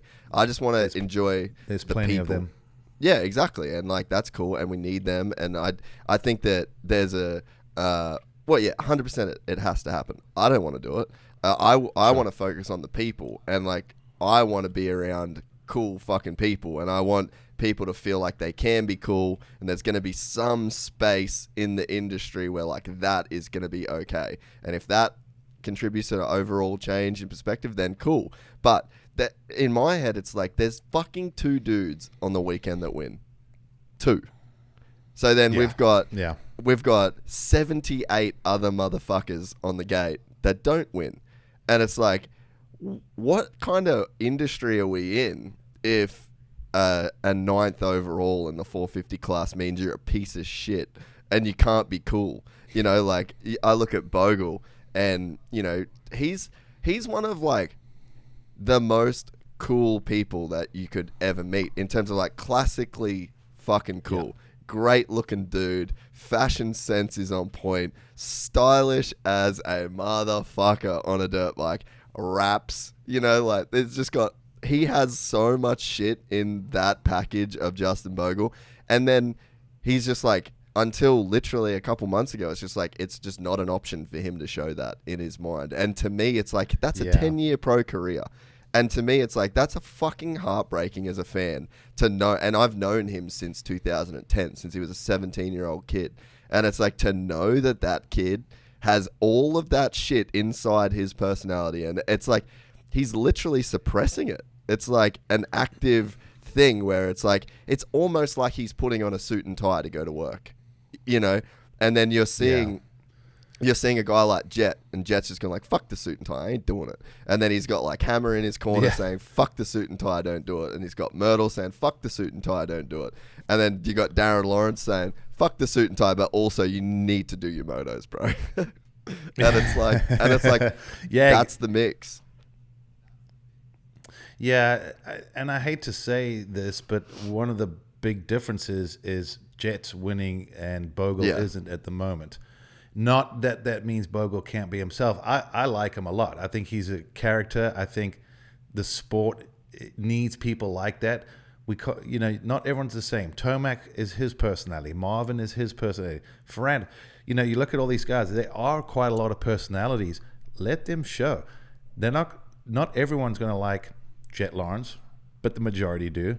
I think for someone like Bogle, everyone likes him that knows him, but when you aren't quite getting great results, not saying he hasn't produced results, but when you're finishing, maybe let's just say 10th, for example, maybe the team's looking for a 5th and 6th on average, but there's still a little bit of that out there where like, well, if he wasn't screwing around and distracted, he would probably be doing better. And, I also hate that cliche because I feel like saying, you don't even know the guy. You haven't bothered to get to know him. If you said you can't rap, you can't do videos, you just go home and be miserable, is his results going to improve? No. Probably not. Yeah. Probably not. Is there a fine line between not doing the training because you're doing band practice? Yeah, maybe. Yeah. But I also don't believe, I think these guys all, like, I remember, Metcalf, I remember the first time I hung out at his house, and he's the soft-spoken Mr. Nice Guy. We go into a spare room, and he just starts smashing on drums, just going nuts. And I'm looking at, and I remember going, who the fuck is this guy? It's like this alter ego came out, but I was just standing there. I'm like, I didn't even know what song it was, but I was like, fuck yeah, that's awesome. I'm like, Matty, I had no idea, dude. Like, I really thought you were just a little boring dude. And I'm like, this is so cool. And that was his release. But it was also at a time where he wasn't very public about it, and social media wasn't as big as it is. But I think what we're seeing now is we're seeing more of the personality from guys. It's just how people are choosing to take that information. Like I noticed, like with Roxon, he doesn't post a ton of him riding. It's wake surfing on the lake with the family. And I think when he was winning, everyone was like, "That's so cool! What a great guy." Now this outdoor season, I started like almost getting that vibe. People like, yeah, well, he's not that committed to racing. He's more of a family guy.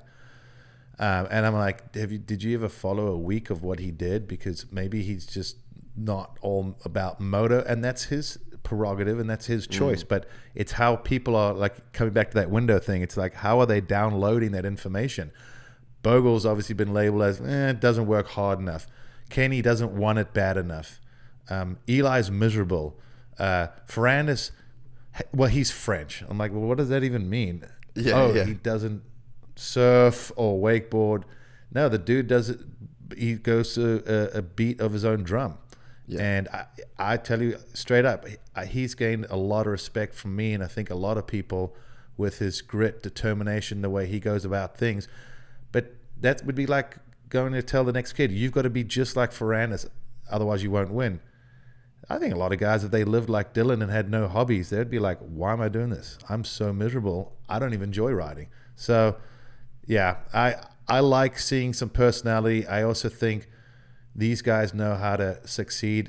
You said when you met Bogle, I remember going to an amateur race down in Alabama in 2011 when he was a Geico protege. And I remember watching him and I was like, dude, this guy is gnarly. And that's what's also crazy when you see in our sport, every year there's 2 or 3 really gnarly guys. They're not all going to be able to move up and win in every class on every weekend. I mean, go look at our sport. There's some good things happening. For a while, it seemed like every year, as one top dude moved up, someone retired. Yeah. Now, in the last 10 or 15 years, that sort of changed. I think because of the training regimens and all that, guys are staying in better shape, maybe recovering better from injuries. There's more knowledge, so their careers are being prolonged. So what you're having now is you got a hotshot move up, and he's got to deal with 10 former champions. Let's say he's the 250 outdoor champion, he moves up to 450.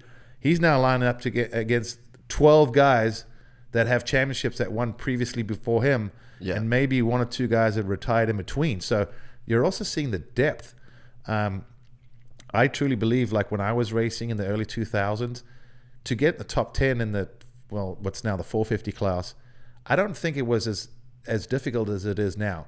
Top 5 maybe was just as difficult, but you could go down the first turn and come back to a 6th or 7th. If you go down the first turn, you better hope you're having the ride of your life to get back to 6th or 7th, whether you're Ferrandis or Roxon.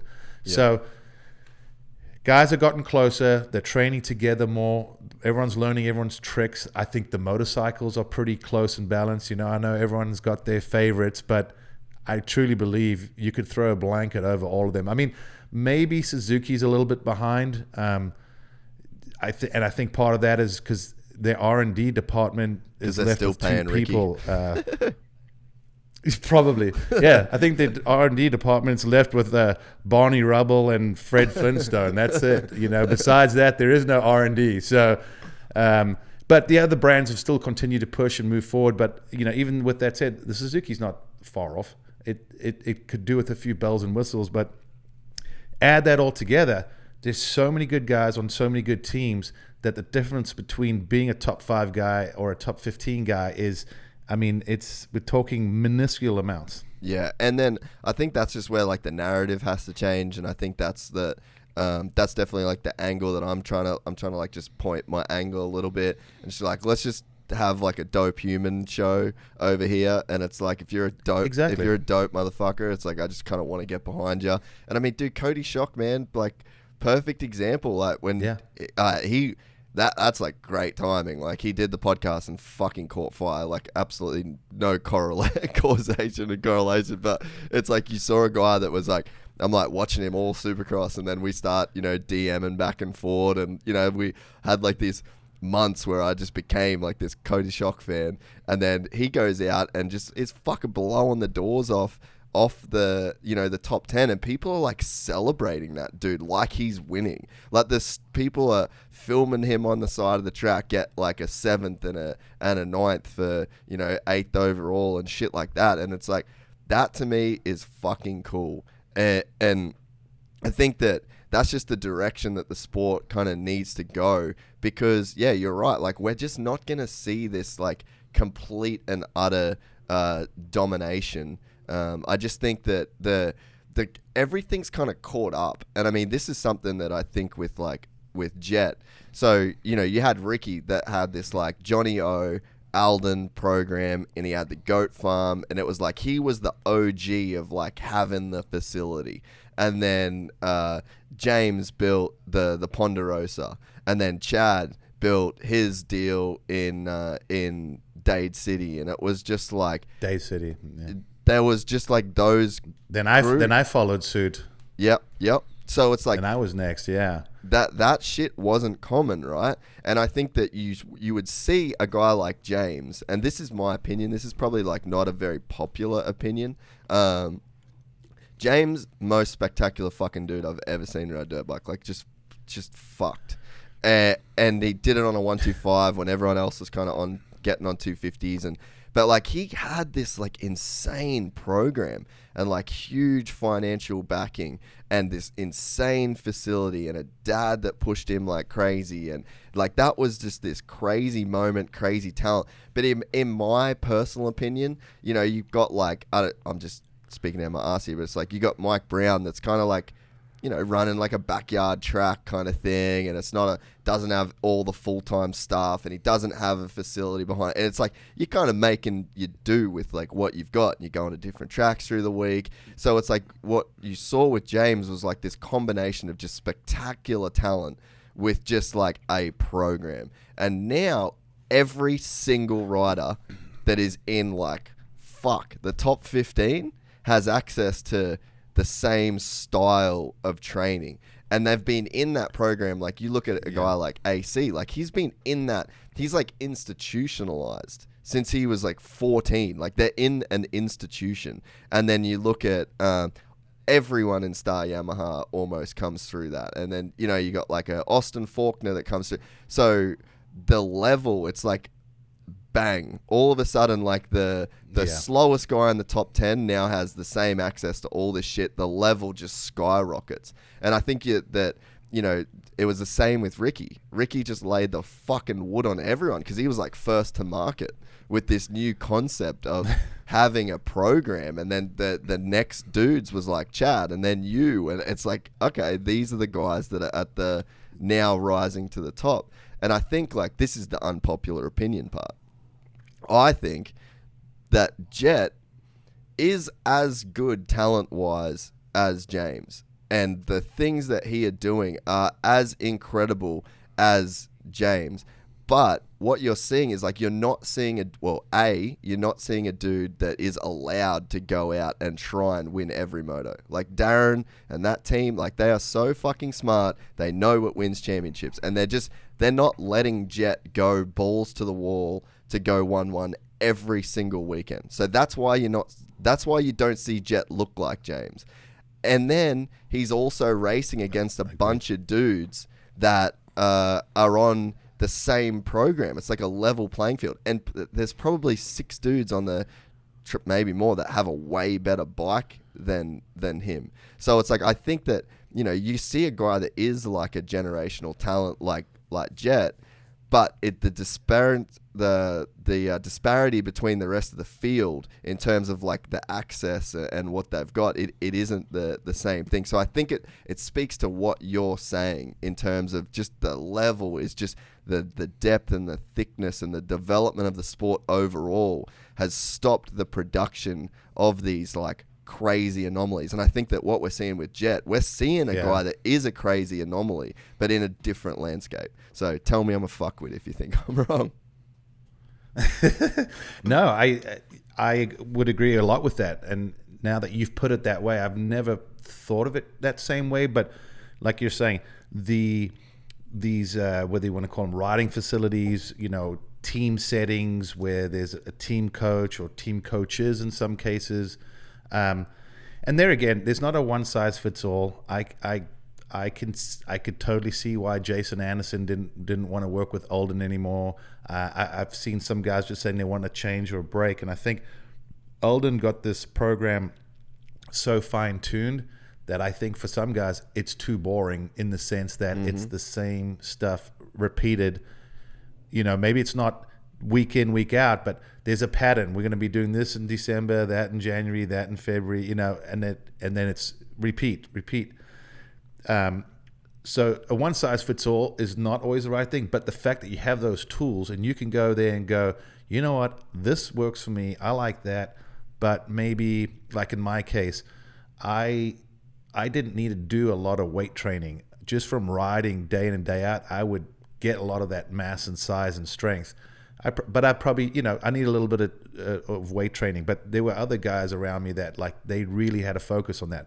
But I had to focus on things like getting going. Like my first couple laps were always terrible, you know. So the intervals, the sprint training. So there were times where I could see certain guys working on their strengths and weaknesses and vice versa. And as you said, we've gotten to this level, and James always rode. I don't think anyone ever said to James, like, let's just rein it in a little bit. Let's think big picture, long term. It was just, dude is gnarly. He's jumping shit no one is, and he's 2 to 3 seconds quicker than everyone. I was there. I've been annihilated by James Stewart, and it is really, really depressing when you think, I'm not that bad, and I just got humiliated, So I've been there. I've got the T-shirt.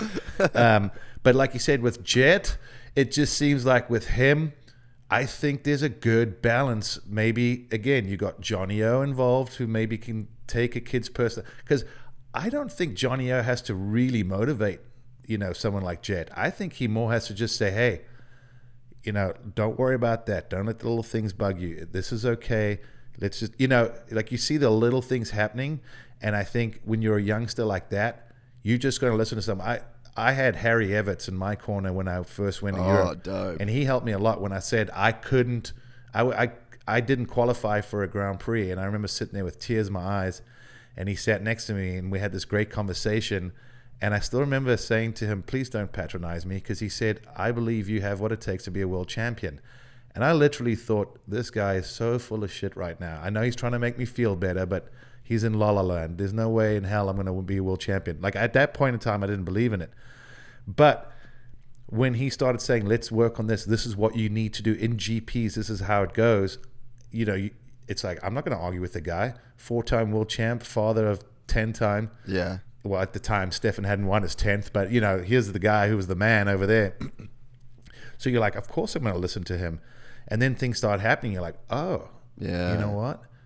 Even if my dad's going, I said the same thing, you just didn't listen to me. I'm like, I know, but you're not Harry Everts either. So, there's that aspect. But, getting back to talking about, guys like Bogle and all that, and Cody Schock, these are fantastic riders that I can't speak for all of them at this very moment in time, but they're looking for rides. And even after how Cody ended off the season, it's like, oh man, that's his reward. The team's going away, and you're like, dang it, this shouldn't happen. That a guy who's solidly in the top 10 on a privateer bike can't even have a ride. I don't have the answer, and I've said this for a while, but I would love to see our sport be able to continue to spread the love amongst more individuals. For a little while, all the money went to the Carmichael and the Stewarts and the Reeds. And then it was like they made buku bucks, and then behind it was like a massive drop-off. And so you're a communist? I'm a big fan. Pretty much, I guess. I sound like it, huh? I would just love to see the ability. Okay, like, let's use MotoGP. All the factories have a factory team and a factory-backed team. That enables them to have the next kid that comes up where they go, maybe he's not going to be world champion the first year, but we want to keep him because we want to promote him to the premier team later on. I'm a big V8 supercar fan, and I think to myself, there's guys there that could win on one weekend and be 25th the next weekend. Their job isn't really in jeopardy. Yes, I know it's car racing, it's different. NASCAR is a little bit the same way. But if these kids could show their personalities, get some sponsors, because I know even as we speak, there's one or two or even more of these companies where it's enthusiasts that are businessmen that have thought, hey, you know what, I could help this guy out. I could help that team. I just would love to see a little more structure from the OEMs to help facilitate that, because all it takes is all the money is going in one direction, someone's trying to make it work, and then they get a sponsor who's maybe just an enthusiast, and they're like, oh, the dude's got money, we're going to rape him for everything we can. And then you have this team for 1 year, and then the sponsor's pissed off, and a rider who was promised this doesn't get that. So like I said, I don't have the answer. I would love to just see a little more structure and just be able to say, okay, in order to be involved, this is what we'd like to see as a roadmap. It's not just about, Tomac and Cincerello and Factory Cowie. I know they're going to say, well, we have Pro Circuit, but you need Team Green. You need a support program to Team Green, in my opinion, as well. You need Pro Circuit. Maybe even need a satellite team that Mitch, if he's got 4 good guys, and there was another guy like this year with Shimoda, someone where they weren't sure if they were going to be able to have a 5-man team. It'd be nice if it was structured, that there was another team. And then think about it. If someone moves up now, let's say at the end of next year, you've just signed Jason Anderson to Cowie and you've got Cincerella under contract. What do you do? Let's say Faulkner gets it going and just dominates next year. They're now sitting there going, oh shit, now what? We didn't really plan for this either. You know, we want all the best guys we can get, but we don't even have anywhere to put him. Yes, some of these teams can go, we can run a third rider and go back to Monster and get some more money and ask Cowie for some more product. But that's the problem. You get what I'm saying? It's the same too. Yeah, it can't just all fall on Red Bull and Monster's back and the OEMs being behind it. It really needs to be like levels where a sponsor can come in and go, hey man, I don't have $1 million, but I got $150,000. Where could I put this that makes it work? And now I'm working with an organization like Cowie or Honda that's promoting that sponsor and that team through a bunch of avenues. Because when it's just a little privateer team, they're like, yeah, well, we blasted you on our social media, and oh yeah, you guys have 3,000 followers.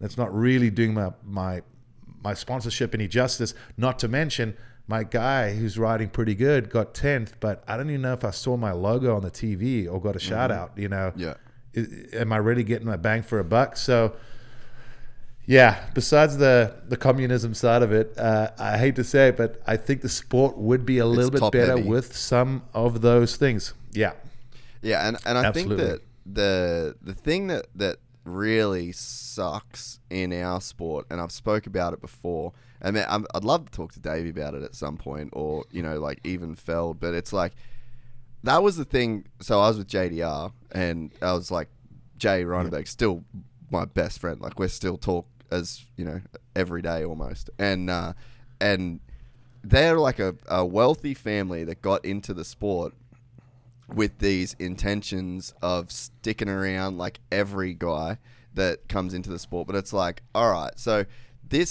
it has to be this model where like every year there's this massive cash injection from a private enterprise, like their family, and then slowly that budget gets spent, and then the next year a massive cash injection, and then we're just fucking on the ride now doing it. And it's like at some point, like if you're a rich dude, right, you've made a lot of money in your life, you didn't make money by spending money with no return and like no way of recouping investment. And, you know, you can have these intentions, which is what, you know, these wealthy people, they come into the sport and then they have these intentions of like, all right, well, we will be able to get sponsors. We've got this great plan. Like, dude, we invented the web series, you know, like we were doing shit with the video side of things that was so far ahead of its time. And that was Jay's vision, you know, like Jay bought into that vision. And we did do a lot of crazy shit. It wasn't enough. Like it was probably too ahead of its time. You know, if we kept doing the YouTube thing and like before anybody else, maybe, you know, you can turn it into like a revenue stream. But it's like I remember having a conversation with Jay, and he's just like, how the fuck do you make money?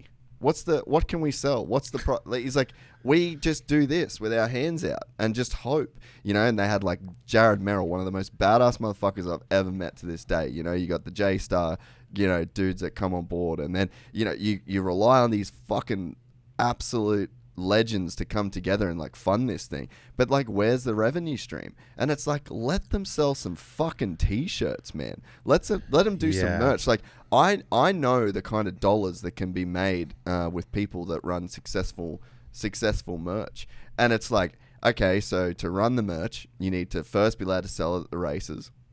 But because MX Sports don't get their cut, or Feld don't get their cut, or they've got their wheels that they want to grease, that they're going to shut that down. And then it's like, how do we advertise our merch? Oh, well, you can't film at the races. You know, you can't have your own cameraman come and, you know, and be there to advertise the product. So you just like, your fucking legs just get everywhere you go to try and make money. Your fucking legs get cut out from underneath you. And it's just like, it's discouraging for people. Like, they just know there's literally no way for them to make money. And honestly, I think that the Deegans are going to come in and fuck shit up. Because you think Brian Deegan's not going to be fucking down to have his filmers film Supercross when they've got 1 million subscribers on their YouTube channel, and when they sell merch the way that they sell their merch, like, you think that that's going to fly? And that's the shit, in my opinion, that has to change. And I'm a big free market guy, right? And in my head, I look at Feld, no bad blood. No, you know what I mean? I'm not like against anti-Feld or whatever. But it's like I look at them and it's like, well, we want to sell our t-shirts. And I was like, okay, make cool fucking t-shirts that people want to buy. And if your t-shirts are cool, people will buy your t-shirts. But if a Cody Shock t-shirt's cooler and people like Cody Shock more, let them fucking buy the Cody Shock t-shirt. Have a free market going. Give him an opportunity, exactly, to make himself some money. Yeah, let the fans dictate. And getting back, you mentioned J-Star. I know the family as well, and there again, they're enthusiastic. They're like, yeah, we want to sponsor motocross. We think it's a badass sport. We want to be involved. And then a lot of times, those kind of companies end up with a private team that may be over-promising and under budget. And it just always feels like after a couple of years, those sponsors like, it wasn't worth it. I didn't get what I was promised.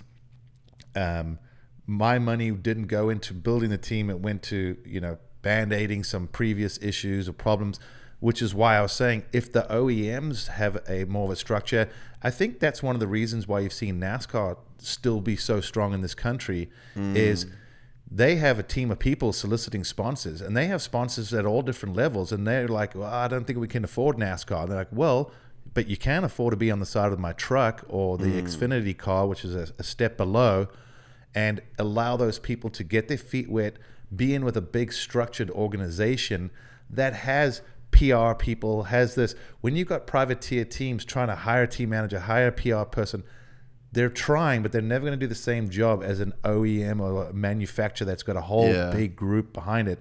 So that's where I was trying to say, I think there's opportunities for other sponsors and companies to come in at different levels and feel comfortable about spending their money. Not like, hey, I'm signing with some private team and some guy that's a businessman or some ex-racer, and it's, if you're a little uncomfortable, it's not a good start. And then secondly, like I said, more often than not, I think people get brought in and they get all these promises. Oh, dude, I'll hook you up with this. Your kid will get that, blah, blah, blah. Once the money comes in, someone else is going, maybe it's Feld or someone, oh, this company's got money. Hey, why not? You don't want to be with that little privateer team that's going to give you, minimal advertising. You could be a series sponsor, an event. Come over here. We'll get you in the suite. We'll get you in the press box. Things like that do happen, and it just, like I said, leaves a bad taste in people's mouth, and you got this revolving door. Yeah, well, a great example of this, dude. So, shout out to Chad, because Chad's been so ahead of this shit and so many times. Like, Peter Adderton bought out the 360 Fly camera. Obviously, he's the Boost guy. Him and Chad, lifelong relationship. Boost, sponsor of us, shout out. But Peter Adderton brings out this 360 camera. GoPro sponsored the series of Supercross. Yeah. So what happens? Chad can't run his 360 Fly helmet, can't run logos. So there's a company that's just come in, like a big company. Like Peter Adderton ain't no fucking joke. And he's bought in this cash, bought in this new product to market, and then puts it on the helmet of one of the greatest riders of all time. Bang, shut down. And then Chad, CBD company, CBDMD comes along. And then there's some legal legislation that Feld then goes like, we can't do this, can't be shown on NBC, can't be done this, has to censor his shit. Who the fuck is sponsoring Supercross a year later? CBDMD. And it's like over and over and over and over and over. And it's like the fucking same shit keeps happening. And it's like, it's getting stifled at the top. And it's like, all right, guys, at some point you have to... It's like a rising tide floats all boats. And that's not the mentality. Yeah. You know what I mean? It's just like these want to build a bigger ship. Yeah. Yeah, there's a lot of truth to that. And, kind of coming back to what we're all saying is I think we're in agreement. There's a better process of doing it. It's just got to be structured better. But the reason I don't think we've seen anyone push for a better structure is it didn't put more money in that individual's pocket. So as long as someone themselves is not benefiting. But I almost want to say, you know, there's that old saying, you got to take one step back to go 2 steps forward. Yeah. If you have great racing and a healthy paddock, meaning a lot of riders, whether privateers, semi-privateer, full factory, if you've got fans of Cody Schock, Justin Bogle, I know we're repeating some of the same names, but there's plenty of other guys out there. Dylan Schwartz. If they're bringing in 500 fans and he's bringing in 300 fans because they want to watch him, or there's a section in the stands that's the Cody Schock section, or whatever it may be, a healthy pit area creates great racing. Great racing has proven over and over. The racing's been sensational lately, at least like outdoors and that, and it showed in the TV ratings. Yeah. I mean, they were just having record after record. The revenue from sponsors is more than it's ever been. Right now, we're in a good place because whether we saw this coming or not, COVID boosted motocross. I can't speak for the world, but in America, it took our sport to another level again. Our sport was we did this. We had the recession in 2008. It's been dipping, and then it flattened out, and it was okay. Bike sales were doing fine, but I mean, side-by-side sales overtook motorcycle sales, and I'm like, I never thought I'd see that, but it was happening. Now, your motocross entries are good.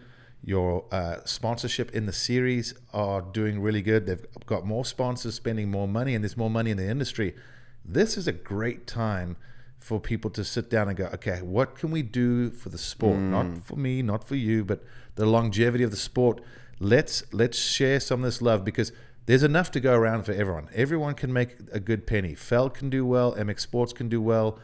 You know, obviously, and it's different for other companies. Red Bull don't get into motocross to make money.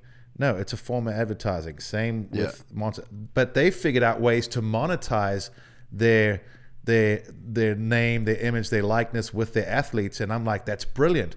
Let's do that on a bigger scale. Let's spread that, you know, to other layers of this. So anyway, I know we could go on for hours on this, but I would love to just see some grown men sit around a table and put egos aside and just have a real conversation about what's best for the sport, not what can I get out of it. Yeah, and I mean, this is a hard one to say, but I feel kind of like obligated to say it in a way. But I've got great relationships with like a couple of manufacturers here in Australia, and I know for a fact that sales are up like 40%, like 30, 40%. Like, and when you're talking about, when you're talking about a 30 to 40% increase on motorcycle sales, we're talking units that are fucking $12,000. That's a fuck ton of money. And guys like Todd Waters that won the motocross championship last year should be getting a pay rise, you know. They're like, COVID, sorry, fucking clip you from the program. And it's like, you just got a guy that has been a part of this program and now he doesn't have a fucking job. And then there's guys like, some dude DM'd me on Instagram the other day and he was like, how many guys in Australia would be making over $100,000 and how many teams in Australia would be profitable? I was like, what the fuck is that? Okay, I get it that you don't have context to that, but it's like, to anyone that knows, it's like, hey, no one. It's fucked. Like, but motorcycle sales are up. And, you know, the bean counters at these companies that have never probably watched a fucking race, like the accountant that works for some of these companies that is like releasing budgets and giving the okay for money to get spent, has probably never watched a fucking race in their life, you know? And that's where you are right. Like that, these companies need to go like, okay, and I've said this I've even got sponsors of this show where I've just said like, hey guys, you need to fucking reinvest. Like this is the time right now. Like essentially motocross where it's a wave. Like we've caught a wave. COVID has made people get into motorcycles. COVID has made people rebuy bikes. I think that everyone media wise is doing a great job. There's a fucking wave. It's like, we need to catch this wave. Like paddle fucking hard now and ride this fucking wave. And you're going to have to spend some money to do it. But this is the time where everyone that is involved in the industry, like if you can, you should. And I mean, dude, I paid money to sponsor a 2-stroke class. You know, I ain't fucking killing it, but I felt obligated. I'm like, I'm making money from this shit. Let's put it back in. Everyone should do it at any fucking level. And that's like, whether you're a local dude that is like, maybe I'll go race. Do a race. Go do a race. Help out the clubs, you know, like from the smallest level of just being an individual that, you know, like has an interest in riding. Go and race the vet class, you know, and then for the manufacturers, put this money in. Don't just keep this fucking cash. Like, we got a chance to blow this shit up if we all reinvest. And it's like, I'm a business owner. I can't sit with just the equipment in this room and run forever. You know, like there's going to be a point in time where you got to expand, you got to grow, you got to reinvest. So that's my little rant on it. And it's, you know, fuck, if someone might get pissed off with it, but it is what it is. I felt like the OEMs pulled back their spending purely based not on numbers, but oh my gosh, COVID. Yeah. You know, I don't want to say they found an excuse to cut spending, but I think some people may have overreacted in the beginning, and now they're going, oh, okay, but now we're in that awkward spot. We pulled back. We can't just release the reins overnight. Yeah. So you got this pullback, which seems like it shouldn't be happening because the opposite happened. Everyone's firing on all cylinders. I mean, I know, you know, our shop did well and all that. In fact, we had one or two. You know, we've been approached to sponsor some local, you know, amateur stuff in the area. And, you know, after chatting with my parents, I said, I'd like to. The only problem that we had at one point is we didn't have much product on the floor. And I said, I'm scared we go sponsor events. Yeah. And then people are like, sweet, let's go over to Langston Motorsports and get a motorcycle. And then they walk in and go, well, this is disappointing. So I said to them, the timing wasn't perfect for everything, but we are getting more involved. You know, like even, you know, with the whole Stasic craze, you know, that's going to be the future generation. Yeah. We're getting involved with a series that's purely Stasic related, racing in SoCal here. Even at my son's high school, they didn't want to call it the Motocross Club, but it's called Dirty Wheels because there's people involved in everything from flat track to GNCC to there's girls that race quads and side-by-sides. And it's this whole group of just teenagers that are enthusiastic. And the guy that's running at the school, you know, he's in the moto and that, and he was like, hey, any chance you could help out? I said, whatever I can do, let me know. He's like, from your basic advice, maybe help these kids do, you know, teach them how to do basic maintenance on their bikes. I said, I can get some swag. We can do some discounts, some giveaways. I said, I'll even rent a track, do a track day, and all the kids can come and I'll help them with some basic riding skills or whatever it may be. Yeah. But I go, it feels good to be in a position now for me where I'm like, I can give back. So again, I want to give back. I'm going to do it at a smaller level. I'm not going to pour a bunch of money into a pro team that hopefully makes it one day. Hey, if there's a little something that we could do to just go, hey, you know what, that'll get you gas to get around, maybe we will. But we're doing stuff at ground zero level to help where we can in a small way, and also getting your feet wet. It's like, does this make sense? It's not always just about, here's a check. Once you get involved in these things, you physically have to be involved. Like you have to show up, be a face, be a part of it, and do the whole thing, not just cut a check and call it a day. Oh, I completely agree. And it's up to the riders as well, man. You know, like you could even see in Australia that, you know, there's riders that we don't have a series. We got no Supercross series now. So it's like, you got these guys, and this goes both ways. Like, this isn't a one-sided conversation. Like, OEMs, you need to do more for these fucking poor guys. Like, look what's happening to them. There's guys that are just like want to get the check and want to keep training, and there's no racing. And it's like, okay, man, so you've got to pivot now. Yeah. Like, you need to start going to some local races. You need to start doing some coaching days. You need to start like, there's a lot of shit that you can start doing now. You've got time, and it's everyone should be giving back. And you know, you look at, there's so much fucking bullshit on social media. Like, how much time does some people spend just on their fucking phone arguing with people about shit? It's like, go to the fucking track, dude. Yeah. Like, go to the track and do some shit. Like, be productive. You know, like, we're stuck. Borders aren't open for us. We can't do a lot of stuff. Just invest in your local community, like at any level that, you know, that you can be involved. You should be involved. So yeah, it's not like hey, everyone that's got money, just start throwing money in. It's like, no, figure out what you can do to help the community. Like, we build a community, and the Stasic thing is crazy, dude. Like, the foundation that can build, like, how many kids just twisting a throttle, dude. Like, this is the motion that we have to encourage, you know? Like, we don't want this fucking motion. Let's get this going. If you can start doing this, then, you know, at a young age, then that bug will bite big time. And that's another thing that's going to just picking out the base, you know? Well, it's so easy to lose kids to these other things like drones and RC cars and being, you know, an influencer. You know, I even hear my son talk about buddies at a school, and I'm like, I know you guys are at that age where you want to be cool and everyone think that you're cool, but you're not all going to be influencers. I'm like, I've watched some of the stuff they produced. I go, with all due respect, it's pretty bad. But I go, that's because they've got this thought process of, if I want to be cool and be rich, this is the easiest way to get there. And, you know, not everyone's going to be able to do that. But I'm curious to see moving forward, because I think the OEMs went from hitting the panic button to now it's like, oh shit, we just need to produce more. There's such a demand that we're so far behind in production. You know, is that going to entice them to spend more?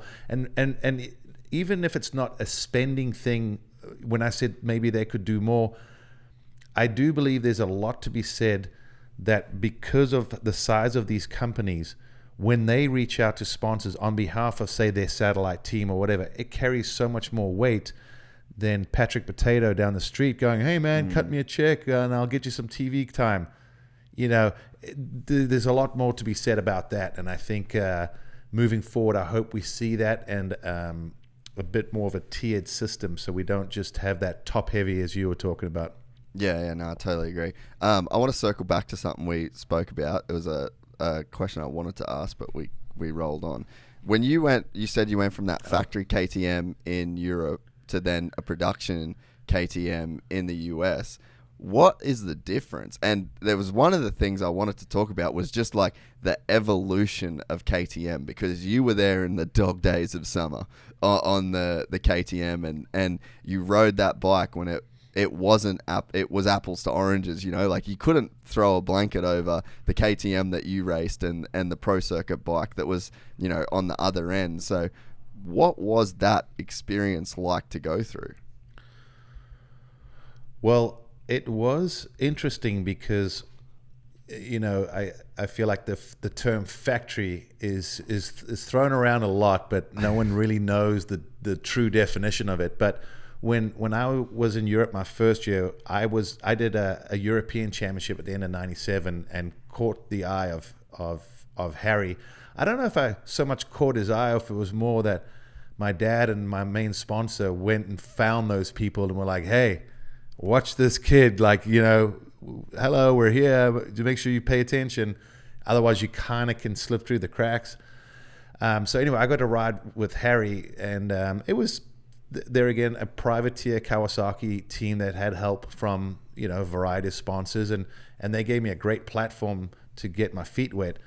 When KTM approached, I still remember my dad said, hey, here's the way we got to look at it. It's the best offer we have. He goes, they're paying for everything. And he goes, if you don't win, people will blame the bike. If you do win, they'll think, wow, this guy's even better than we thought he was. So he goes, I feel like it's a no-brainer. So when we signed with KTM, we got to go to the factory and all that. And I got to take my hats off to those guys. They considering they bought KTM out of bankruptcy, they made a lot of things happen very quickly. And I know they put a lot of the emphasis in the 500s, and, you know, with Shane winning for them and Shane King. And then it was like, all right, now we want to go in the 125 class. But they had this kind of mindset of, it's not going to be a long rollout process. We're going to throw everything and the kitchen sink at it because we want to be successful from the get-go.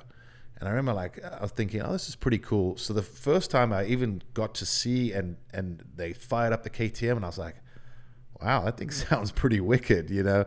And I'm looking at it, I'm like, it looks a lot different to a Cowie, you know. It was a European brand, and it just, everything about it looked different. The gas tank, the seat, the shrouds. But I do remember from the moment I got on it, I remember thinking, wow, this bike has quite a bit of power. And it got better and better. But the problem that we had in the winter testing in Europe is this bike blew up every 5 minutes. And I was getting a little nervous. I had the whole crank and piston, everything go through the bottom of the casings. Like you tip the bike over, you could see the whole internals. That's a proper let go. And then, yeah, like we had a few of those. And then it's, it's like, it's probably like Formula One, MotoGP. You fix that problem, you're like, okay, that broke after 5 laps. Okay, we fixed that. Then on lap 7, something else breaks. You fix that. Then after lap 10, something else broke. So I remember that being a little bit nervous at one point of just the reliability. But however, I don't remember all the details. I remember we did a lot of testing, and I remember they just brought stuff like nobody's business. They did not skimp on product. They were like, there's a bunch of frames. They're all different. We'll run through them. And I'm like, what? They don't have engines in them. No. We'll build the bike after you're done with it. Make sure you're done with that setup so we can peel all of that into that chassis. And I was like, wait, we're going to do that today? Oh, yeah. I was thinking, I've never been at a track from before sunrise till dusk. So everywhere we went, we busted out our motos, and within 3 or 4 hours, we were done for the day. I mean, these were literal sun up, sundown days. But I really enjoyed feeling the progression and seeing what was happening and getting comfortable and going, okay, this went from a foreign feeling motorcycle. They would have different swing arms, different shock bodies, different shock lengths, different clamps, different diameter forks, different reeds, different pistons, different cranks, different cylinders. I mean, everything. They had sand cast casings because they were one-offs. And I remember thinking, this is pretty cool. Like this is the definition of factory. So as much as I wasn't a high profile rider getting paid $1 million, they wanted to make sure I succeeded. And obviously it makes them look good. If I'm doing well, they're going to look good and sell motorcycles. But from the tail end of 98 to 2 weeks before the first GP in like April or whenever it was, that 6 months, I mean, they did not let off the gas pedal. And I remember 99 thinking, I think my bike was the fastest. I think the KTMs were the fastest that year, but I don't think they handled the best. And what was kind of cool was, they had bought out WP, and I think that's when they were like, hey, WP, we need you guys to kind of go next level with development and that. So by the end of 99, so in 99, I won my first GP. I actually dominated the German Grand Prix, and it kind of came out of nowhere because I remember a few people going, where did that come from? I'm like, I don't know. I've been trying all season, but it just clicked. And it was just a type of track that worked for me, and I think it worked really good for that KTM. A little bit sandy, because I had this debate where I said they were convinced that the PDS was better than a linkage. And then I started putting 2 and 2 together, where they did a lot of their testing and training in the winter in Europe, and that had to be these kind of sand tracks and that. And I personally believe that the PDS works better in the sand because it's driving the rear wheel into the ground, because you got the shock that's just pushing the swing arm into the ground. So your wheel is touching the ground more than anyone, and it had great horsepower. But when we went to places that were like just those like real square edge bump, hard packed tracks, we struggled. And they came out, I still remember, I felt like every time they brought a new fork or a new shock, I'm like, this thing just gets bigger and bigger and bigger. The diameters were getting bigger, but they tried everything. And I would say going into 2000, even though I knew there were 1 or 2 spots I felt like the KTM maybe didn't handle quite the best, and it was typically just rear acceleration from the middle to the exit of turns when they got really choppy. Besides that bike was incredible. It turned so good. The power was awesome. I got a lot of hole shots, which obviously makes life a lot easier. I didn't realize at the end of this, I don't know how or what, but we didn't really understand that going to America where they have a production rule, things were going to change, because I had a full-fledged factory bike. You could have said, even though there were 4 or 5 factory KTM guys, I think our bikes were all different. We all had different frames, different swing arms, And that's the beauty of GPs. It's pretty much, as long as it's got 125 cc's and a couple other rules, run what you brung. And KTM made the most of that. So like I said, when I came to America and had to get on a production bike, it was a significant step backwards in my opinion. And I didn't factor that in, because in Europe, the Cowies were known as the slowest bikes, and they just didn't do that great, in the 2 years I was on KTM. So in my head, I'm coming to America going, KTM's the new brand. It's the brand to be on.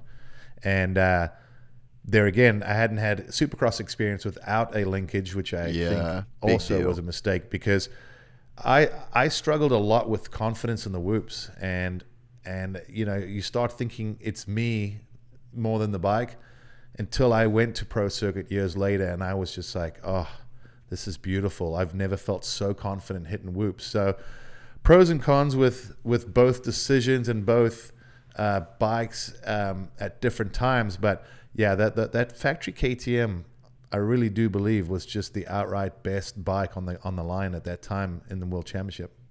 Man, that's amazing to know that the arc that you went through, and for that to be like your first factory team, and then to get given that experience of building a motorcycle from the ground up. Like, did that experience in that one off season, I could see that carrying through your entire professional career. Like, I could see that changing you as a motorcycle rider forever. Yeah, you have to. Even with testing, I think from a young age it was easy to go, yeah, I like it, or I don't like it. Now they're there with, iPad. Well, I don't even know if they had iPads in, but they got little laptops and they've got notepads and all that, and they're just asking you like to really break it down. Well, why didn't you like it there? And what did it feel like there? If we did that, do you think that would make that better? And it was like, as a kid, you're just like, okay, let me try and use my words and explain it. But it was really interesting to be at that age and have all these resources coming at you. And like I said, KTM, I remember Kurt Nickel was spearheading the whole factory operation. And I remember in an article, he said, I'm turning the world orange. And I remember thinking like, yeah, that was a pretty powerful statement, and he put his balls on the line, because if they were floundering at the back, he would have looked like an idiot as well. But there was just a group of people that were like, we're going to do whatever we can. And I had to build the bike around myself. They just gave me all these tools. That's why I said, when I'm like, oh, what's different with these frames? They're like, they're all different. I'm like, yeah, but what's different? They're like, don't worry, just ride it. Don't have a biased opinion. Just ride it. Tell us what you like and why. And then we would go to another track 2 weeks later and do all the same thing again, but it'd be a completely different type of track. And then it was funny also to then hear some of my comments, and I'm like, oh boy, I'm contradicting myself. I already like that over there, but now I'm kind of dogging it over here. And then even like your dad will be like, so what changed? I'm like, the track. That worked there, it doesn't work there. But then that also helps us with things going, all right, if we go to this track, maybe we switch to that swing arm, or that setup. So it was cool, because you don't get a whole lot of that nowadays. Even in Europe, I think the Japanese, it's still production. Even though they could change, it's pretty much production. I know a few of those teams make some trick parts and change things, but it's, for the most part, we've sort of gone back to that production. Even if it's not a rule, everyone's running basically production. Maybe if someone really dislikes something, they'll manufacture a swing arm or a shock body, but it's typically what they sell is what the guys are racing. Yeah. Both in Europe and in America. Yeah. So one of the, like, for me, right? So when I was a kid growing up, my dad always rode Hondas. And then, that's what I had when I raced. And it was like, my first bike was a CR125. And then my second bike, I bought a CRF 250. And then I got a CRF 450. And it was like, I had 1 year where I went to Yamaha through like a shop sponsorship. And then I fucking hated it. A Cowie. Fucking hated it. I went back to Hondas. And then it wasn't until JDR, I got like a 350 like the first year when Simmons rode it, and I like had a bike I could go out and kind of ride. But in terms of like, so my dad, I liked Hondas because of my dad. and then Dad liked Hondas because of the cultural movement of the Honda from the Elsinore. You know, like it changed motocross. My dad was the same way. Yep. So you have like he raced in Elsinore, so he's the same way. He was a Honda guy, and from a young age, my dad said to me, "My dream is that you're a factory HRC rider." That was his dream for me. Yeah, I was like, I just want to win championships. Yeah, so like that, there's that era, right? And it's like that motorcycle was that was the pinnacle, and it just created this like legacy that still exists now, like the HRC kind of deal. But I look at in my own life, I feel like I've watched KTM do to the motocross bike what Honda did with the Elsinore.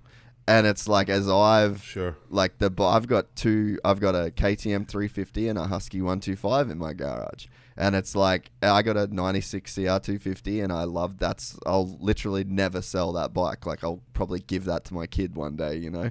But so there is still that love from being a kid. But in terms of like what KTM did for me, and like I watched that evolution happen, and you know, you watch the way, like I remember like your 125 in the GPs, and then when you raced the 252 stroke in America, and then watching Ben Townley on that number, I think he was like number 30, and you know, I'd see like on Motocross Action, and they had the WP forks, and like a fucking factory KTM in that era when I was a kid was just like the gnarliest thing ever. And you watched it kind of suck, and then you see this evolution, and then, you know, like Dunge, to do what Dunge did for that brand, to go and win a Supercross title on that bike, and then the 350 had Caroli winning world titles on this alternate size motor, and now that, you know, there was like a Dungey era,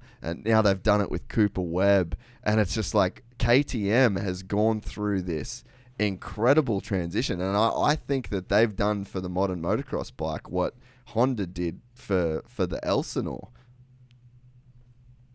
100%. Yeah, I would agree with that. You know, one of the things my dad is into is old vintage bikes, restoration, all that. And, you know, now that I'll have probably some extra weekends, I'm sure I'll be racing a few of them. He's building a couple HL 500s, and probably a lot of people don't even know what those are. They were old TT 500s, and there was a European version, the Bent Aberg version, and in America, Ricky Johnson actually raced one briefly. Oh, but wow. Just they were punched out like 600cc wicked things. And they basically took a street bike or enduro bike, took that motor and put it into a motocross setup. In fact, the guy that builds the kits is in Australia, because my dad's been dealing with him. So that'll be fun when it's done to ride that. But yeah, KTM in that era of the 90s, that I remember being around 90s into 2000, that, you know, just being in Europe, we went to the factory quite frequently, and just seeing what they did, whether it was off-road, Dakar, rally, whatever. I mean, they just, because I remember thinking at one point, man, these guys are really into off-road, but they had made a plan and a direction, and they went at it hard. And even, I feel like there was that transition when I was there, and then there was a bit of a lull, and then I left, and I really feel like in Supercross and that, there was an inferior motorcycle. And then, like you said, another wave came along with a good group, and I think Roger DaCosta obviously had a lot to do with it. He was able to make promises to Dunge to get him over, to get other people involved. Ian Harrison, who had been a long time his right-hand man at Suzuki, who was Albertin's mechanic back in the day, was now coming over to KTM. There was guys that I worked with in the GPs that came over that were working. So then there was this next wave where they decided we need a linkage. We're basically revamping this entire machine from the ground up. And since that happened, they've obviously had a lot of success. But the thing that was really great out of that is it made the Japanese wake up, and then have them come to the party and step it up and maybe get a little out of their comfort zone. I know that they like to test things for many, many years before bringing it to production. I started seeing those wait times go from 5, 6, 7 years to 2 to 3 years, because KTM was progressing at a faster rate than them. And I think a lot of times they were thinking, well, there'll be failures. And if you look at it, every manufacturer's had a failure at some point. It's just, you'll never get around that. But the fact that they've also had so little failures by pushing the envelope, they just went pedal to the metal and focused on off-road and moto, and it showed. And I think it comes back to why even now when we were talking earlier about how all the bikes are so similar, because I know for a fact, because I won't even mention names, but I think everyone will put two and two together, because of where I'm located, I have all the manufacturers coming into my shop buying the other manufacturers' bikes so they can take them back and dissect them and go through it all. So everyone knows exactly what everyone else has at the moment. And they do it similar, but then they put their own little spin on it, whether it's the styling or the finishing touches, or maybe what size forks they're going to run or clamp or whatever it may be. They're similar, but you buy that bike, if you don't like it exactly how it is, you could make a few changes and it'll be how you want it. So throwing that all together, I think Honda did a phenomenal job back in the day. And I think Honda, we could argue, fell asleep at the wheel. Mm-hmm. I think they rested on their laurels, and then all of a sudden they went from being the bike to be on to, you got to look at a lot of the results after that era, kind of after Jeremy really even, there was a lull for Honda, even they would bring the stats up in the Pro Motocross series this year. The last time Yamaha won was me in 07 and then Ferrandis. And you think, wow, that's a long time for a big brand like Yamaha. And then you go, well, hang on a second. The last Honda win was Ricky in 04. We're coming up on almost 20 years now. And that's a brand that was used to winning and dominating. So I'm sure even for them, they're going to be going, wait a minute, we're the best brand. We arguably have the best rider and the next best rider, because you could say Chase Sexton's the future of Honda. They got Jet in the pipeline. You would think they're doing everything right, but guess what? Still not many number one plates on the wall. So it's just it's a crazy industry sometimes. Yeah, and it's just so cool to watch that culture. And I remember as a kid, you'd go to the track and you'd just see every single 65 was a KTM. And I remember thinking, even as a young kid, I'm like, what the fuck is everybody else doing? Because you I create said the same thing. You create these lifers, man. If you're a kid on a KTM, and then you got a KTM 50, and then you got a KTM 60, and then you got a KTM 85, and then you got a KTM 125. Yeah. It's like you've got them. You got your hooks into these kids, and it's like it's a lifelong commitment that you make to a brand, and I could see it. And you're just like, dude, what are they doing? Yeah, it's funny you say that, because I thought the exact same thing, and I said it. I'm like, oh, okay, they're figuring it out. They'll get it sorted. Next year they'll have a bike. All right, maybe it took a little bit longer. Next year they'll have a bike. And I'm going, you guys, just like you said, you've opened up this Pandora's box to KTM and saying, hey, take all the young talent. They're going to love these machines because they're the best. Like you said, who's going to want to switch from that? Mm-hmm. Like you said, they're going to bleed orange. And, Yamaha has had to revamp their KTM, their mini bikes, where it was the 85, the 65.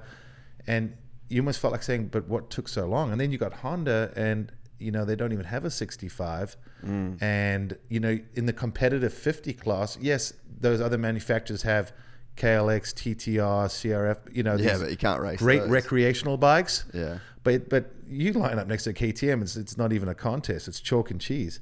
So I would like to see maybe the KTM organization, they now own 3 brands. And I was talking to the guys, I'm like, you should make Gas the fun brand. Make some TTR, KLX versions in a Gas brand, because KTM's slogan is ready to race. They just want to be a performance-based company. I'm like, that's great. Keep that. You need that. Make Gas maybe the recreational side and the maybe more affordable, because they're going for the more affordable, not the high end. And they look cool and all that. And then I'm like, Husky could be your niche street and cruiser, whatever, Yeah. Find them all in a pocket. but appeal to the masses too, because there's kids that are going to just be recreational riders, and there's kids that want to be the next champion. Have something for everyone, and I think that's where KTM did a really good job at getting that young enthusiast. The amount of just, never mind the bikes and that, the merchandise that we sell through KTM, because the kid loves it, the dad loves it, or probably has a 500 EXC or a off-road bike or something. So there's, I remember, it seemed like it was all Honda and Yamaha merch that was sold. KTM sells more, at least in my store. I know we sell more KTM. And we're in a moto inspired area, with a lot of tracks and all that. So I get that it's not the same for everyone, but and then the collaboration with KTM, and then they did deals with TLD and maybe Fox and all that. These guys really did some things that I thought the other manufacturers should have been doing a while ago. Yeah, kudos to them. No, I totally agree. All right, so we're almost done. I'll save the COVID stuff till last. The dust has settled on you stepping away from the Pro Motocross series, which is, as a fan that gets up on Sunday mornings in Australia to watch this shit, not airing you on there is a bummer. Are you okay with how everything went down and how the dust settled? Obviously, those 2 posts that you did, I mean, you couldn't have known that they were going to get the kind of traction that they did. But, you did those 2 posts, a photo with Davey, come into the shop eventually. But now that the dust is settled, are you happy with the way that you handled the situation and I guess the fallout from it and stepping away? It's a really tough question to answer truthfully, because there's a few ways I think I could look at it and other people could look at it. I was getting a little stressed out and not enjoying the travel and like I said, on the one hand, COVID was great for the industry and the dealership and all that, but I felt like it was kind of wearing on me a little bit.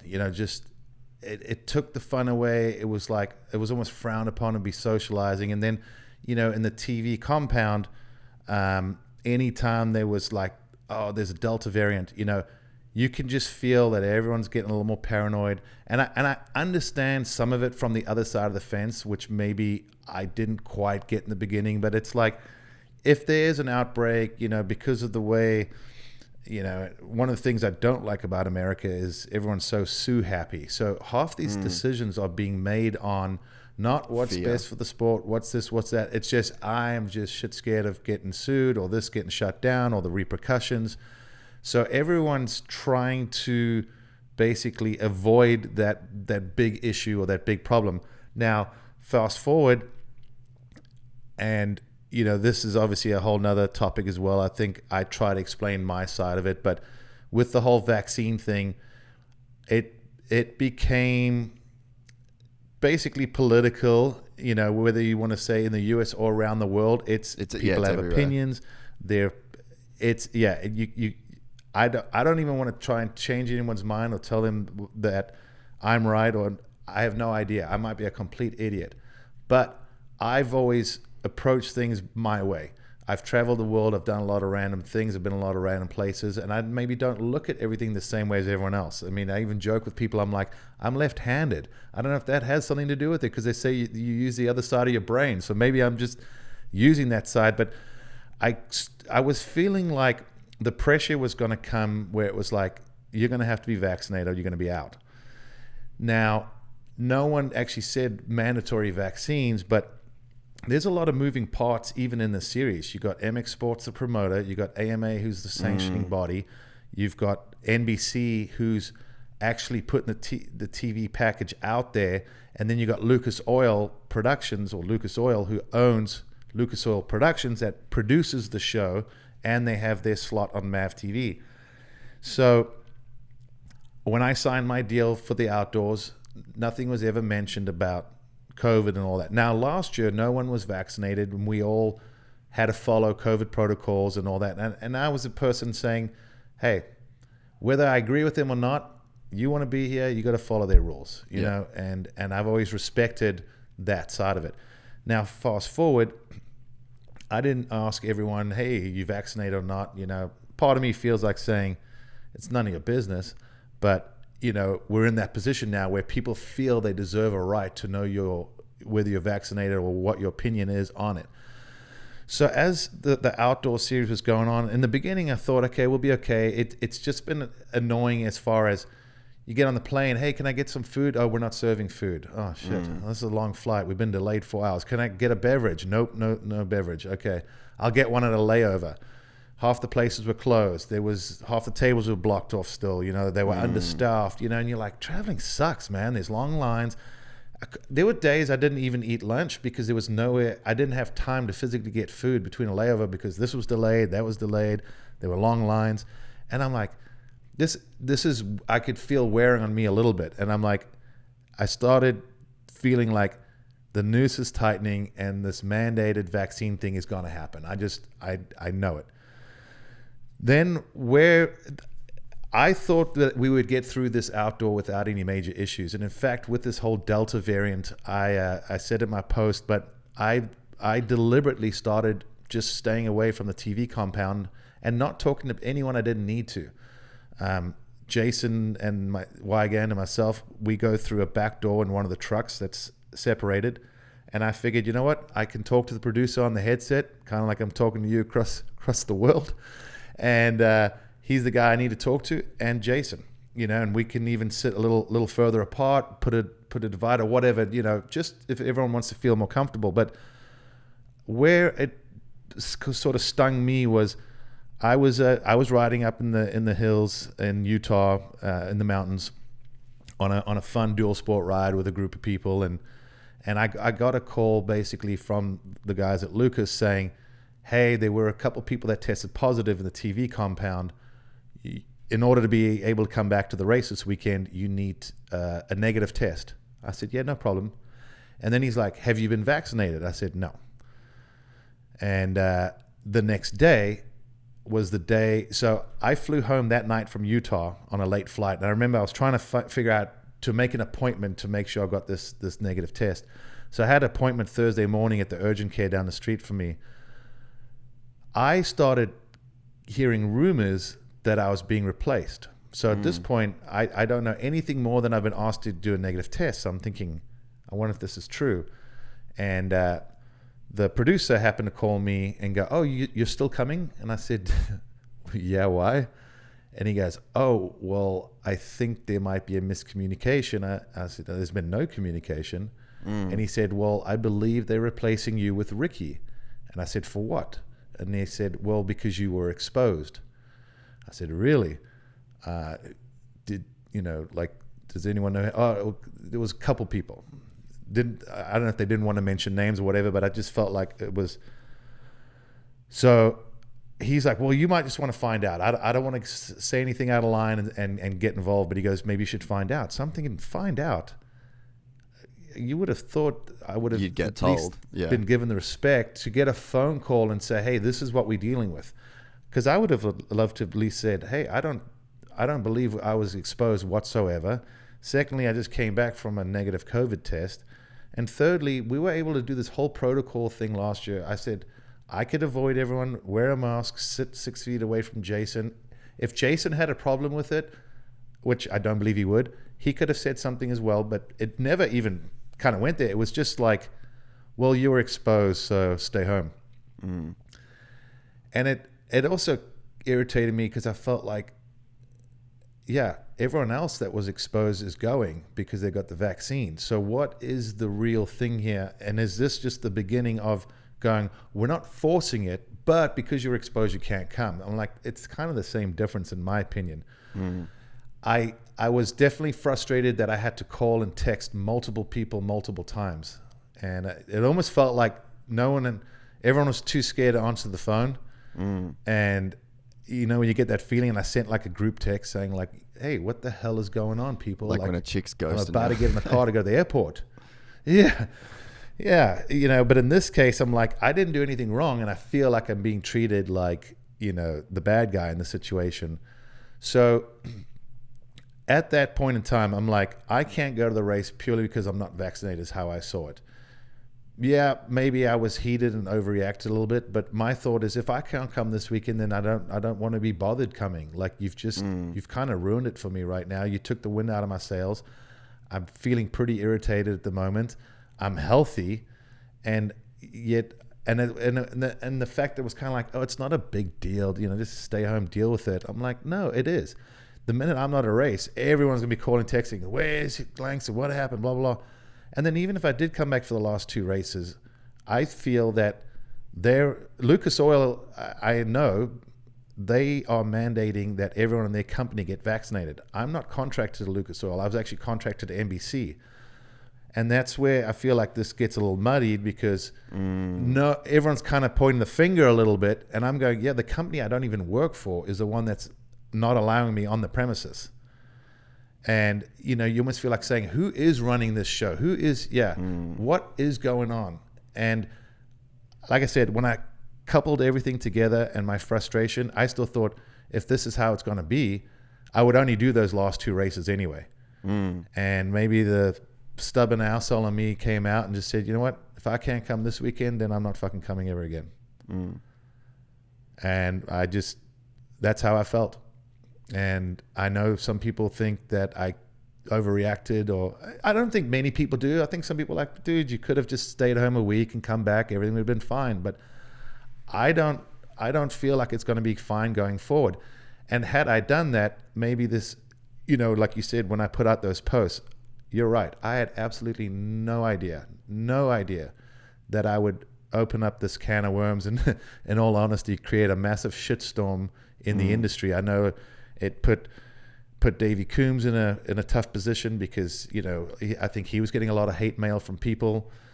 We had a conversation too, and I don't want to get into that. I really think it's between he and I, but we cleared some things up. We had what I'd say a pretty good conversation. Just talked about just things and moving forward. And, you know, like I said to him, it's your series. So if one of your subcontractors is able to affect your series, it's gonna create issues for you. You're gonna get some heat. You're gonna get some backlash.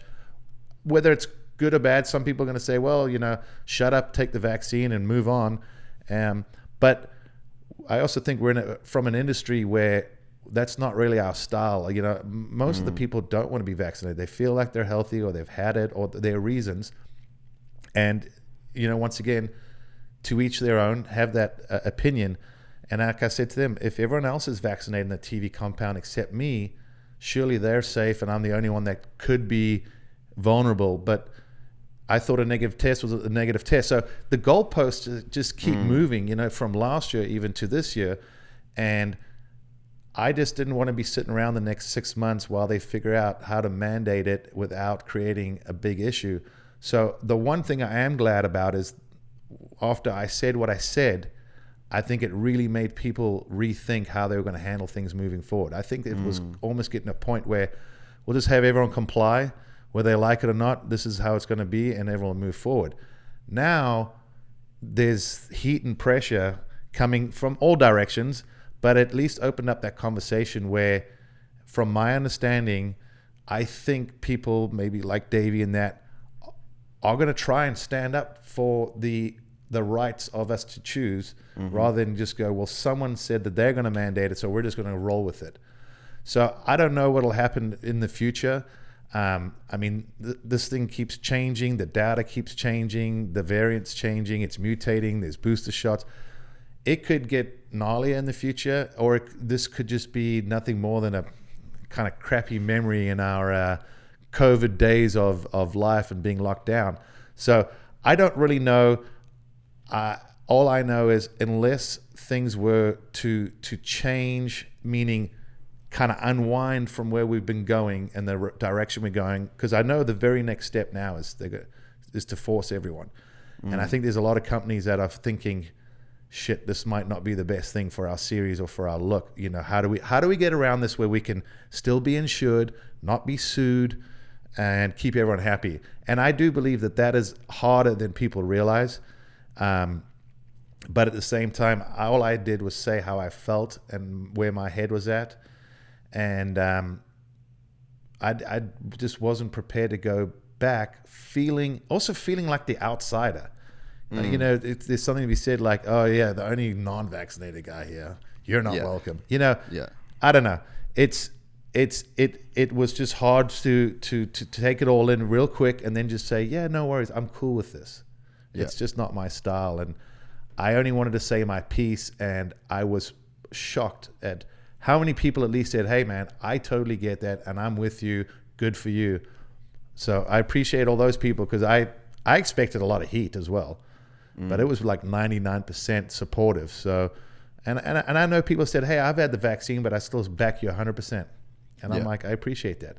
We can all be our own individuals and make up our own decisions.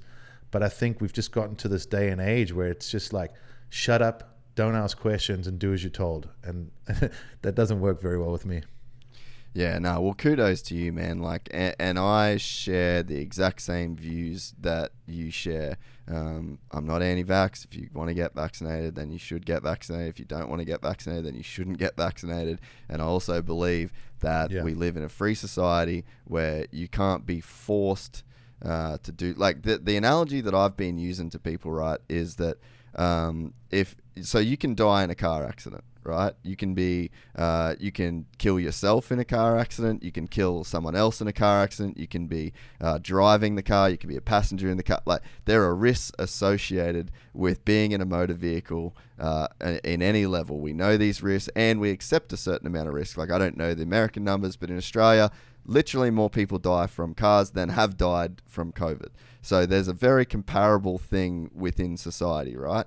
And it would, in my mind, it would be like let's say you're a person, like you've got a history with vaccines personally as well, which you brought up in your video.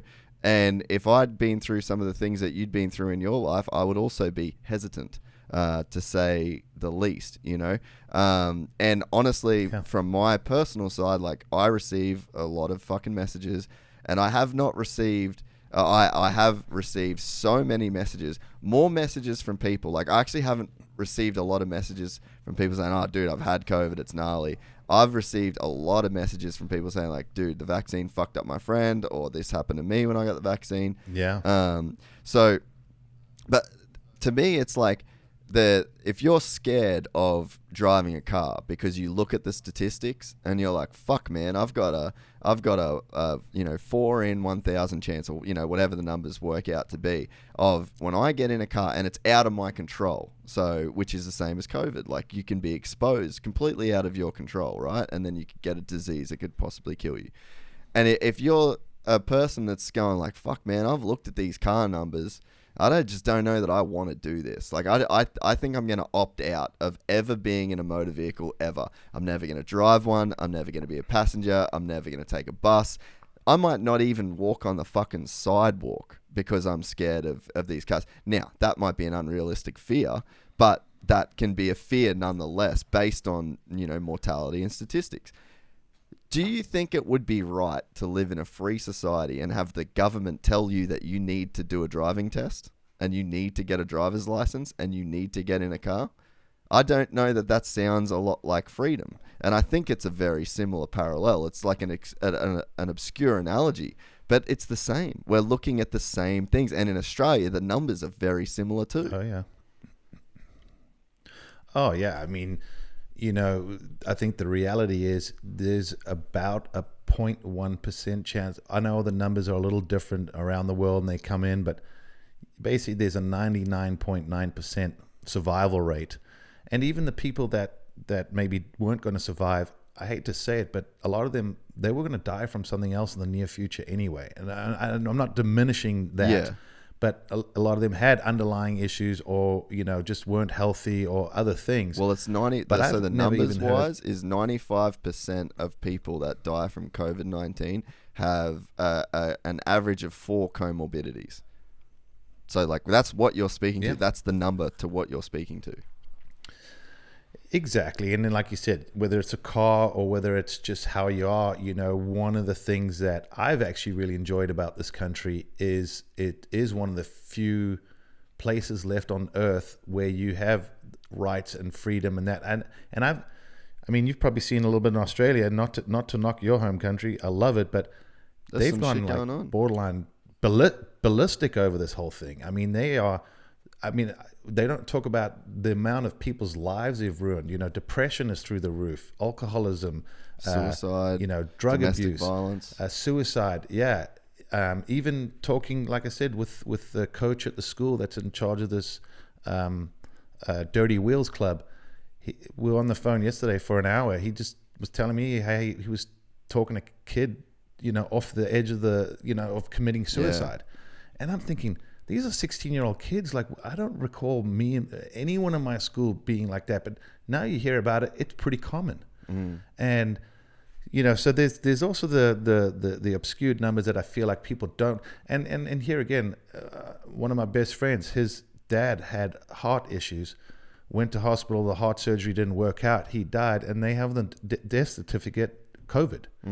And he's like, did you even give him a COVID test? And they're like, oh yeah, we have the results somewhere. And he's like, he died of heart failure, but it was put down as COVID. Even from my messages and those postings, I've had, and I can't verify all of these, but I've had people message me, I'm a doctor, I'm a nurse, I've seen this, I've seen that. I know people that have told me personal stories about, one of our sales guys, his dad was hospitalized after taking the vaccine. He had blood clots in the lung, breathing issues, heart problems. He's going to be okay, it looks like. But there again, these are the things that I think that the medical profession is trying to sweep under the rug. All it is please do as we say. And there's sometimes I get curious, because it's almost like if America and Europe says this is what we're going to do. We're working on this vaccine. All right. Everyone's on board. Right. And then the rest of the world just goes, yeah, we'll do whatever. Yeah. If that's what you think. Cool. We'll follow the same rules. Yet every country's had completely different outcomes and results. Yeah. South Africa is a complete mess. I mean, they were even using the AstraZeneca shot from Europe, and they were having more issues with middle-aged men and this and that. And, one of my best friends, his father passed shortly after taking the first shot. So the fact that they go, yeah, they're all the same, they're all fine, they're all safe. I'm like, they're all different, Yeah. But you wouldn't know.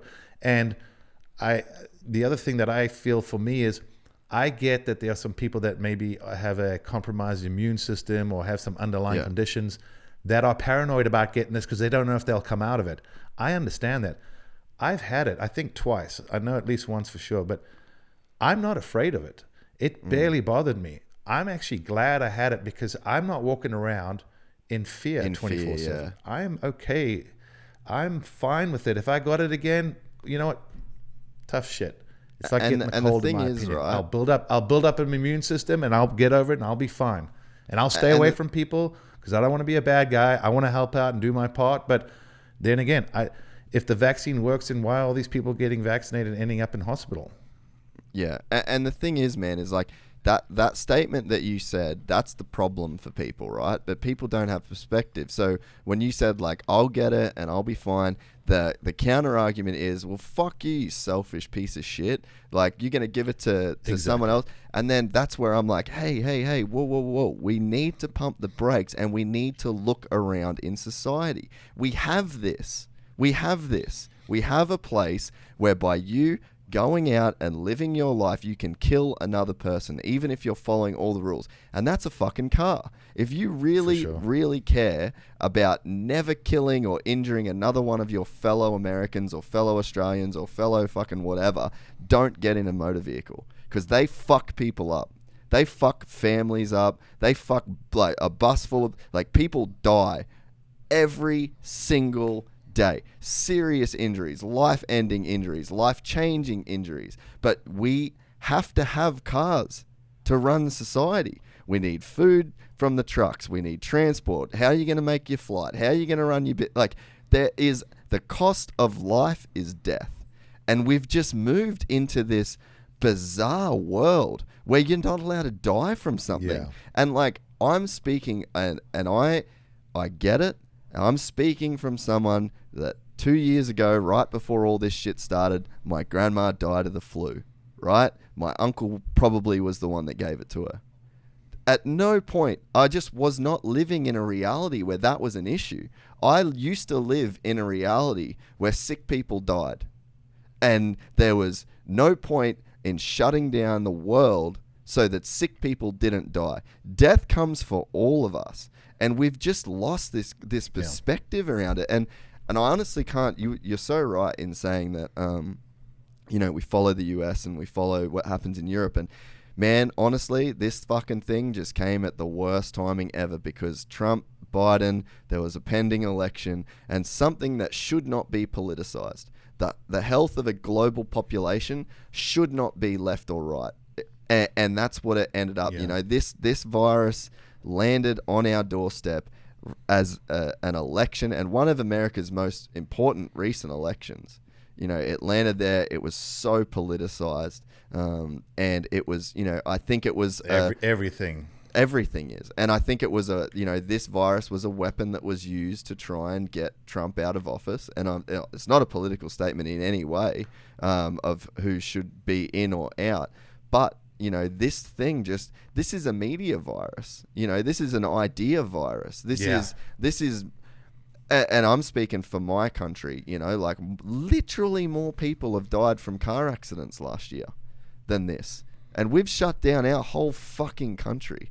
So it's like, this isn't a virus that is ruining our nation. And that, people make the argument of like, oh, that's because you close borders and that's because yeah, we should have rules in the same way that we should have road rules. I'm not saying that you have no fucking speed limit on your in your car, and I'm not saying that you're allowed to run whatever kind of fucking car you want, and that you can't wear seatbelts, and that you can drive without headlights, and you can run red lights if you feel like it. That's not the kind of society that we need to live in. But it's like, in my mind, it's like we've regulated COVID to the point where it has stopped the function of society. And it would be like saying, we don't want anyone to die of cars anymore, so the maximum speed limit that you can go in a vehicle is 3 miles per hour. And then you go, well, that's fucking stupid. I could walk faster than that. That just destroys the function of the car. That's the same thing that we've done. And we've just taken away this concept that the cost of life is death. And that every time you get in a motor vehicle, this could be your last time. I'm going to drive home after this and get some food. Fuck, could be the end, bro. And that's the reality. Like, that's what we live with. But now people have got to this stage where it's not okay to die from something. And it's not okay that you can, by living your life and by you being a law-abiding citizen, it's not okay that you could, by some cause of fucking act of God, whatever you want to call it, you could cause the mortality of somebody else. And, I think that why you got the response that you did is because the situation that you were involved in was like this echo chamber of what's happening throughout all of society. And you just, you took a stand for freedom. And I mean, I said it when I went on Pulp the other day, like when I was in America and I'd fucking argue with people about the Second Amendment and freedom. And I was just like, you guys are fucking idiots. Like, you should want to live in a society with no guns, but it's like, it's not the guns. It's a freedom thing, like there's a certain level of personal liberty that, in my opinion, you have. You are on an island. You are a sovereign island that you stand on, and you've been given these rights. And then the job of the government is to protect those rights and build a fair society around those rights, on the thinking that a free person will act good. And, we're moving away from that. Well, the one last thing I was going to say is, I think if you go look at, like, speaking of cars, go look at, like, manuals from the 60s and 70s. It showed you how to adjust valves and that. Now it tells you don't drink the contents of the battery fluid. Society's just gone downhill as well. And that's part of the problem. We keep just, trying to protect morons. And instead of people going, go drink that and see what happens. No, it's let's try find every way to protect these people. And as you said, you're almost losing this like common sense in society. And people like to be out, they like to interact, they like to be with their families. And I really hope that we can just see this, at least for however it happens. I don't know if it's going to require just some more science, data, booster shots, whatever.